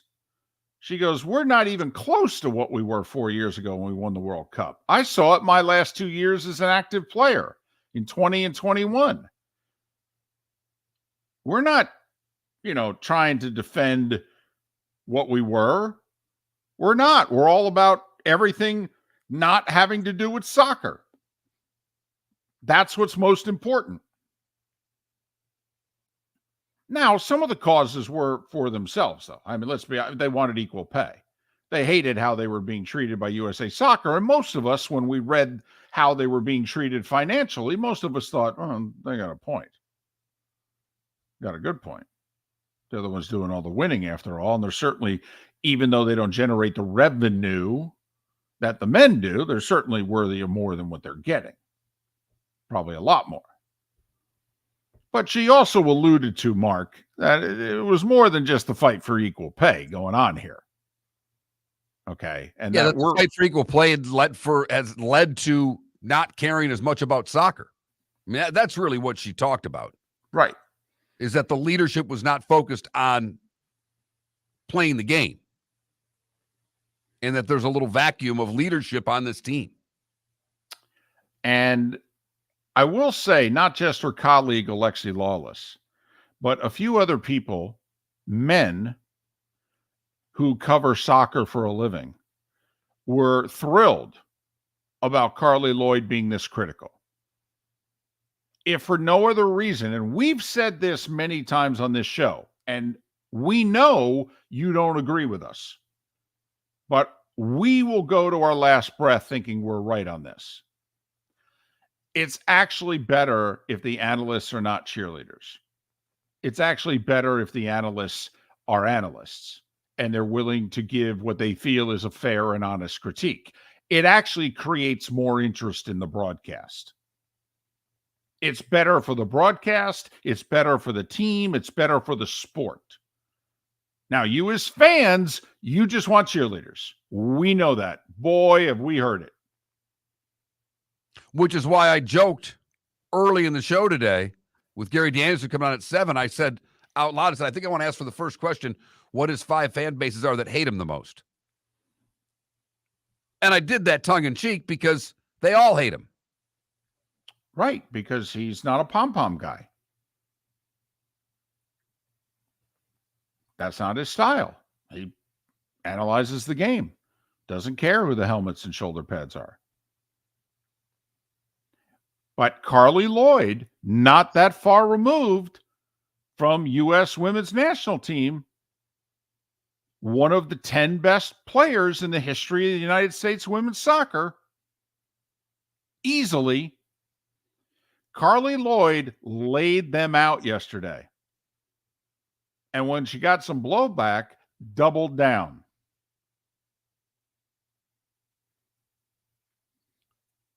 She, like some of us, was disgusted over the fact they finished second in group. That they were celebrating a tie. That's beneath her.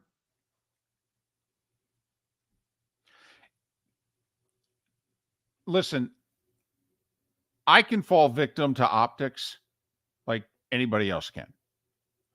Remember the late Jim Mandich when he made the joke about me? When I came to this glorious conclusion off of a 3-second cutaway on television, and he basically said to you got to work with this guy, huh? Really? Does he do this often? You took all of that from a 3-second cutaway? Yep. God, I miss that man. Oh, I know. So do Doll fans. Man, oh man. How much better the broadcast would be. But anyway, so when they were seen for the opener against Vietnam, whether it was true or not, because the camera's moving, the director's taking different shots. But the appearance was that hardly any of them are singing the anthem. 2. I watched it a couple times. There was 2. And listen, an athlete before a game, they're in their own world. Sometimes they don't even know if they're mouthing the words or not mouthing the words. Sometimes. Funny, the rest of the world seems to sing in unison when their country's anthems are played. Well, that is true. Men and women. And that was very apparent. But if you're involved in U.S. women's national team in any way, after the first game against Vietnam, I got to bring this up. I got to go, listen, I don't know if this is intentional or if you guys are even aware, but, when they did the anthem, you guys aren't singing. It's not a good look. Just saying. And remember, we're not kneeling anymore. You're not, so listen, when you play the second match, just be aware, mouth the words, sing it to yourself. It's not a good look. That's all I'm saying. And instead, for the second match, there was only one player who was caught on camera singing the anthem. And it's those little, Mark, perception's reality. It just is. And David, I don't really give a damn what the Alabama players doing when they're playing A&M during the anthem. I don't give a rat's ass if they sing the anthem or not. But there's a certain time in which you sing the anthem. You know when that is? When you wear your country colors and you're playing for the United States of America. I don't think we're asking too much to put your arm around your teammate and sing a song for a minute and a half. I don't. So, and there are a lot of people in which, that because people are watching this. I mean, the first match did what?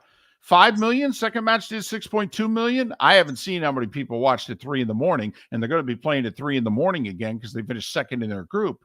Okay. But, people are watching this. This isn't like the NWSL here where you got 180,000 people on CBS Sports Network. Okay. People are watching this.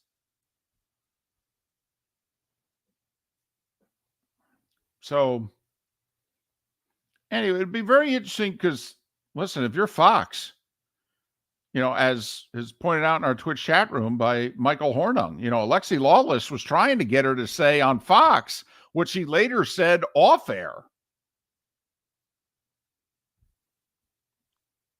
Miller and Moulton. The good, the bad, and the ugly. Today was a day when and what's on tap. It's how we finish things off. We'll do that next right here on the Florida Sports Network. The law firm of Michael F. Hornung specializes in criminal defense, DUI, personal injury, nursing home claims, and auto accidents. I'm a former prosecutor with over 34 years of experience. The information I know is information you need to know. If you've been arrested for a DUI, time is of the essence to maintain your driving privileges. Call the law firm of Michael F. Hornung for a free consultation. At the law firm of Michael F. Hornung, we are committed to excellence in your representation.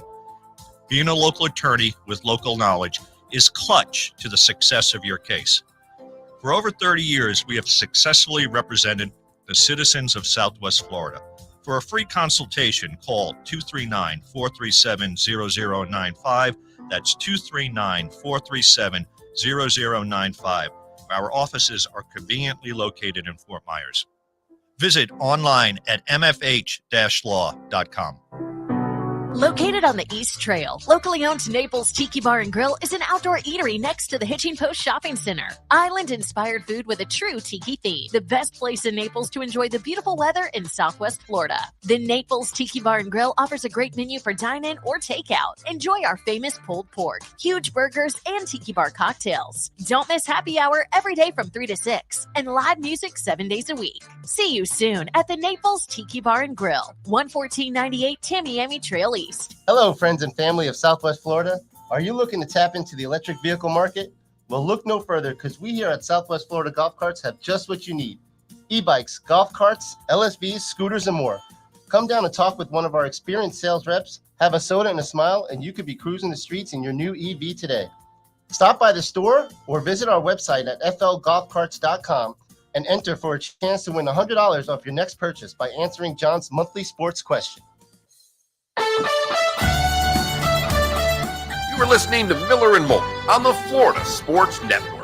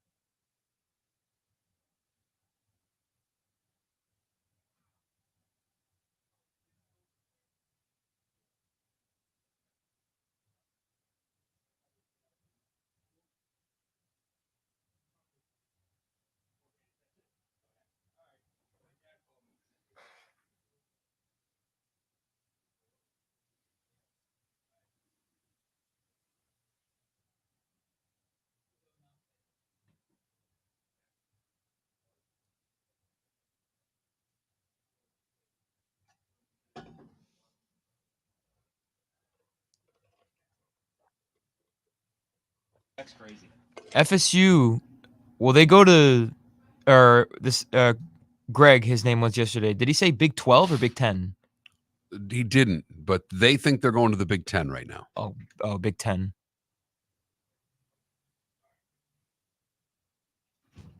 Big 10, Big 12, I confused the two. Who was that? It was Chris.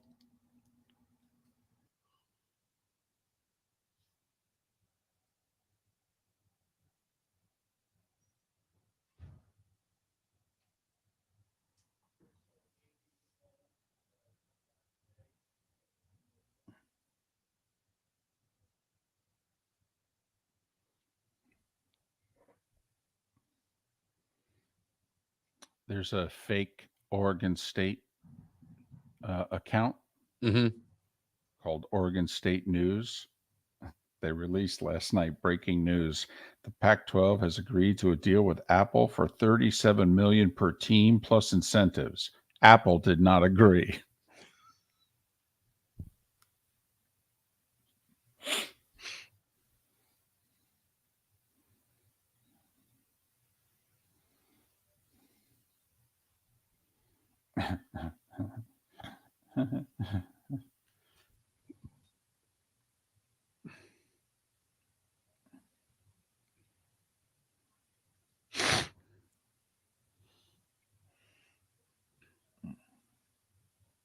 There's a question on Twitter today. When did you know your sports career was over?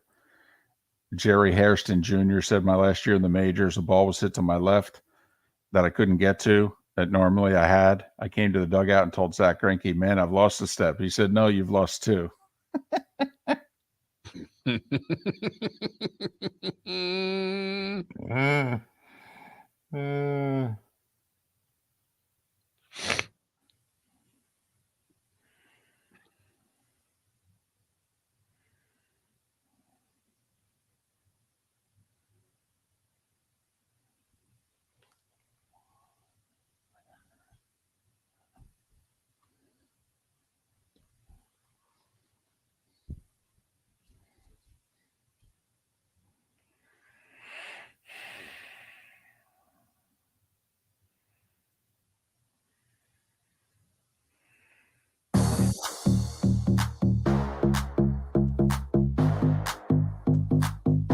Welcome to the bonus hour, brought to you by Jason and Todd at the Diamond District. And now, here's Mark Miller and David Moulton. And when you go into the Diamond District, make sure you mention, hey, I'm here in part because of you guys' support of Miller and Moulton. We support them, you support them, so I'm supporting you. We'd appreciate it, and so would they. We'd also appreciate it if we get this Fantasy Football Summit thing just sold out. FloridaSportsNetwork.com. First 50 of you that want to go, we got a spot for you. Dinner and Dr. Roto. And then you go do your fantasy draft, and then you go win your fantasy league. That's worth a couple hours. You know, last year, I just kind of attended as Miller and Moulton, if you know what I mean. Not really as a fantasy football player. I listened, but I wasn't writing down things. I wasn't taking notes. I wasn't doing what I needed to do. Felipe was in there adamantly taking notes. Felipe was still, you know, just fresh out of college. He treated this like a college class. Highlighters, notepads.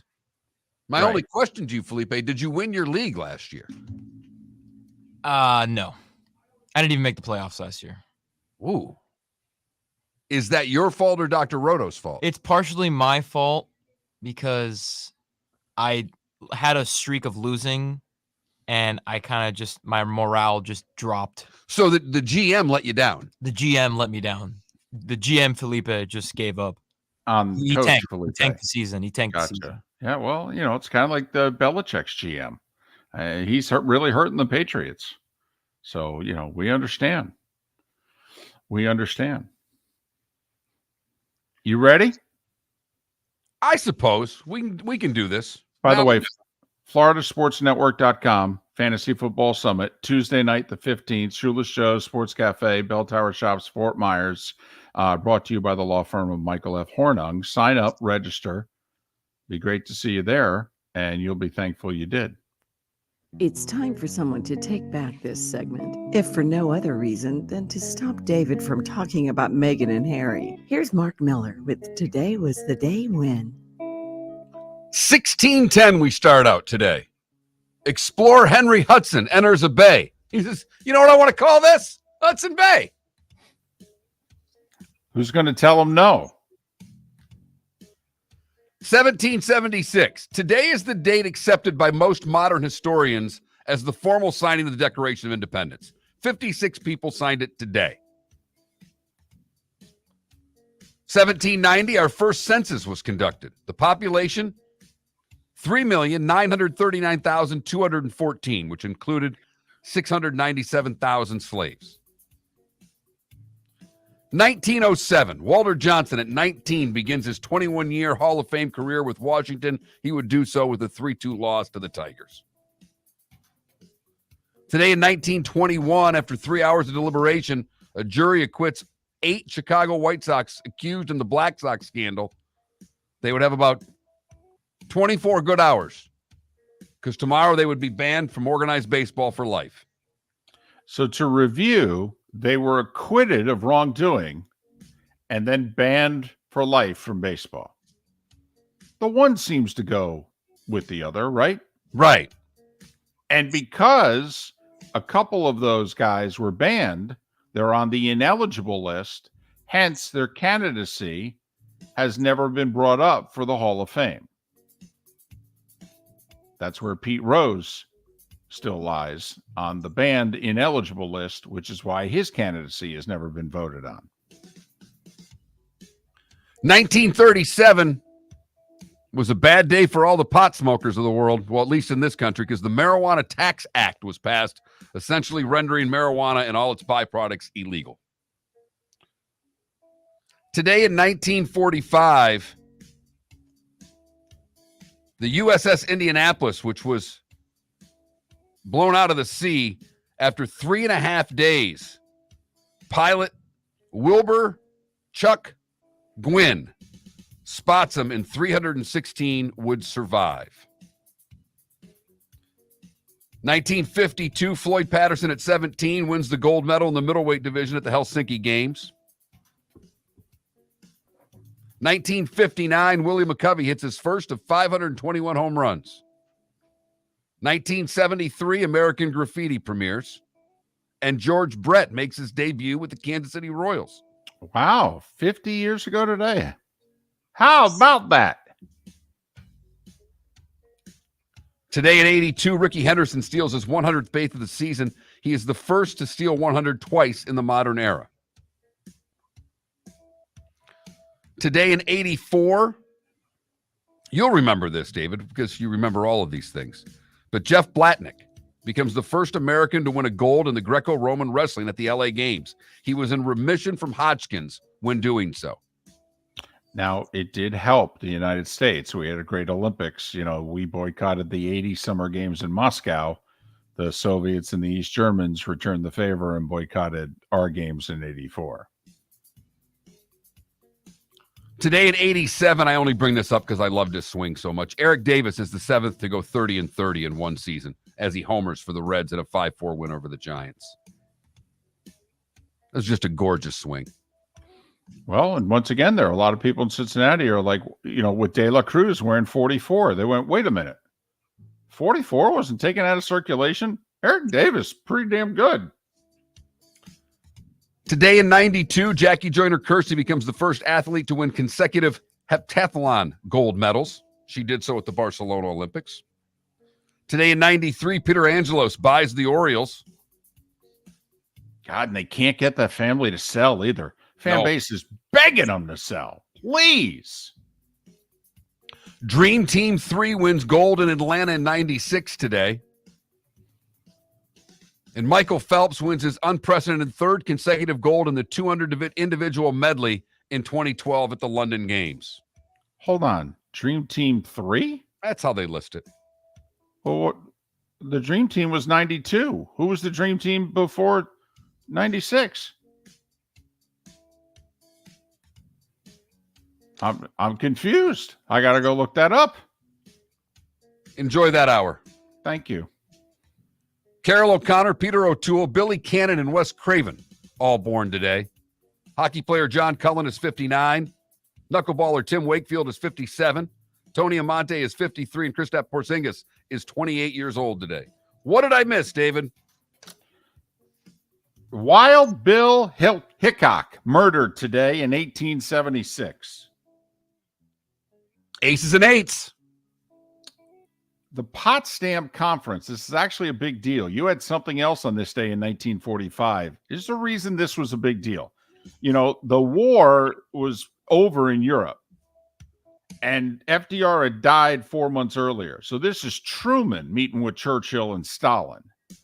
And they're going to, talk about, okay, how are we going to divide up Germany and, things like that. They couldn't agree. The thought is if the Potsdam Conference had gone well, we wouldn't have had the Cold War. But because things didn't go well at the Potsdam Conference between Stalin, Truman, and Churchill, that we had the next 40 plus years that we had. Just saying. One other thing happened today. What do I want to get to? Oh, yeah. You remember that whole war we had with Iraq? Well, it basically started today because today was the day in 1990 that Iraq invaded Kuwait. And President Bush went, yeah, you're not allowed to do that. And it took about 4 or 5 months, and we gave them an ultimatum, and they didn't leave. And then we all know what happened. Remember, we watched it on CNN. I know. You've heard folks elsewhere mock Florida is gonna Florida. Well, Mark Miller sees it differently. He calls it the good, the bad, and the ugly. What you got, Mark? I mean, Mark, there are exclusives, and then there are exclusives. I mean, come on, that's got to be top 3 all-time exclusives, and I don't even know what the other 2 are. Wolf Blitzer. Yep. And Bernard Shaw from the hotel that's getting Peter Arnett. The hotel, it's getting shelled while they're broadcasting from it. Right. We go to Houston for the good. Apparently, there's an area where people dump puppies. And Callie Clemens, you may recognize the name, spent her weekend crawling in and out of storm drains to recover missing puppies. She is the daughter-in-law of one Roger Clemens. Good for her. Saving puppies. For the bad, we go to Miami, where man was out clubbing. Woman picked him up, and he woke up without his 2 Rolexes. Hate it when that happens. She stole his phone and his 2 watches worth around $115,000. He told investigators that someone may have put something in his drink. Finally, the ugly. Stay on the east coast of Florida and go to Lauderdale, where Vincent Sereno of Clewiston showed up to his gate, and the gate was closed. And he missed his flight. So he did what any sane person would do. He said, I'm going to blow this blank up and take you all out. They called 911, and he was arrested for making a threat in an airport. That is the good, the bad, and the ugly on today, August the 2nd, 2023. Not much going on in the world of sports other than baseball today. There are a handful of afternoon games, none of them involving the Marlins or the Rays, however. It's game 3 of a 4-game set in Miami. We'll see if they can actually get 10,000 people to go to their game tonight. Meanwhile, the Rays trying to sweep the Yankees, because I believe that's just a 3-game series. We mentioned it earlier in the show as just kind of a little tidbit, because the Women's Soccer World Cup is going on, and we're guessing that most of you are only paying attention to the U.S., but there have been a lot of upsets in this tournament, a lot of upsets. And one of them also happened today. Jamaica tied Brazil. And because of it, Jamaica advanced out of group and Brazil didn't. a footnote to that story, Mark, which is now coming out. So little money is pumped into the Jamaican women's soccer program. Right. How did they fund their team to get to this World Cup? Apparently, they literally had to create a GoFundMe page to pay for their travel and accommodations to the World Cup. He's not making this up. They needed a crowdfunding site to get them to the World Cup. And they just tied Brazil and advanced out of group, and Brazil did not. And Brazil, one of the certainly 10 best, if not 5 best programs in the country or in the world, I should say, and had the best player in the world just a few years ago in Marta. And anyway, but Jamaica able to get a result with France, Brazil could not, and that was enough to send Jamaica into the knockout round. Great little story. And it's an open World Cup. I mean, the U.S. didn't win group for the first time in 4 World Cups. So they have to go play a team. They think it's going to be Sweden. Sweden's given them trouble in the past. So that's another thing Carly Lloyd was talking about. Carly Lloyd goes, you can see the arrogance. And she said, we would be arrogant, but we wouldn't show our arrogance. We would walk out onto the pitch and we would just kind of look at our opponents and, we knew and they knew what was going to happen. And she said the U.S.'s arrogance right now is they're dancing before the matches. And trust me, the other team is looking at them going, yeah, you're not that good. We're going to kick your butt. It'll be fascinating. And hopefully they win on Sunday. But if they play well and beat Sweden, you'll see them galvanize against Carly Lloyd. Great. Maybe they'll win the World Cup because of Carly Lloyd, because they certainly not the way they're playing are going to win it now.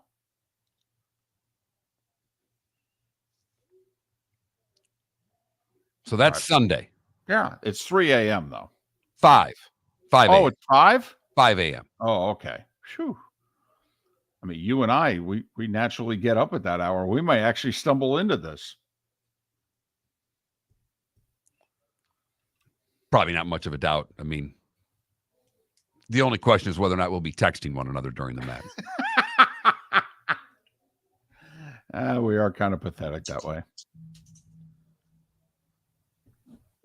Make sure you go to floridasportsnetwork.com, sign up for the Fantasy Football Summit presented by the law firm of Michael F. Hornung. floridasportsnetwork.com to sign up for that, or any part of the show that you may have missed. You can download it there as well. Gary Danielson was on the show today, as well as Seth Everett. We thank them for joining us. We thank you for listening. We'll do it all over again tomorrow morning, 6 a.m. on the Florida Sports Network. Ladies and gentlemen, once again. Hi. Excuse me. Hey, the line starts back here. Ma'am, if your party's not here, you're going to have to go around again. If you had the opportunity to avoid all this, wouldn't you? Salt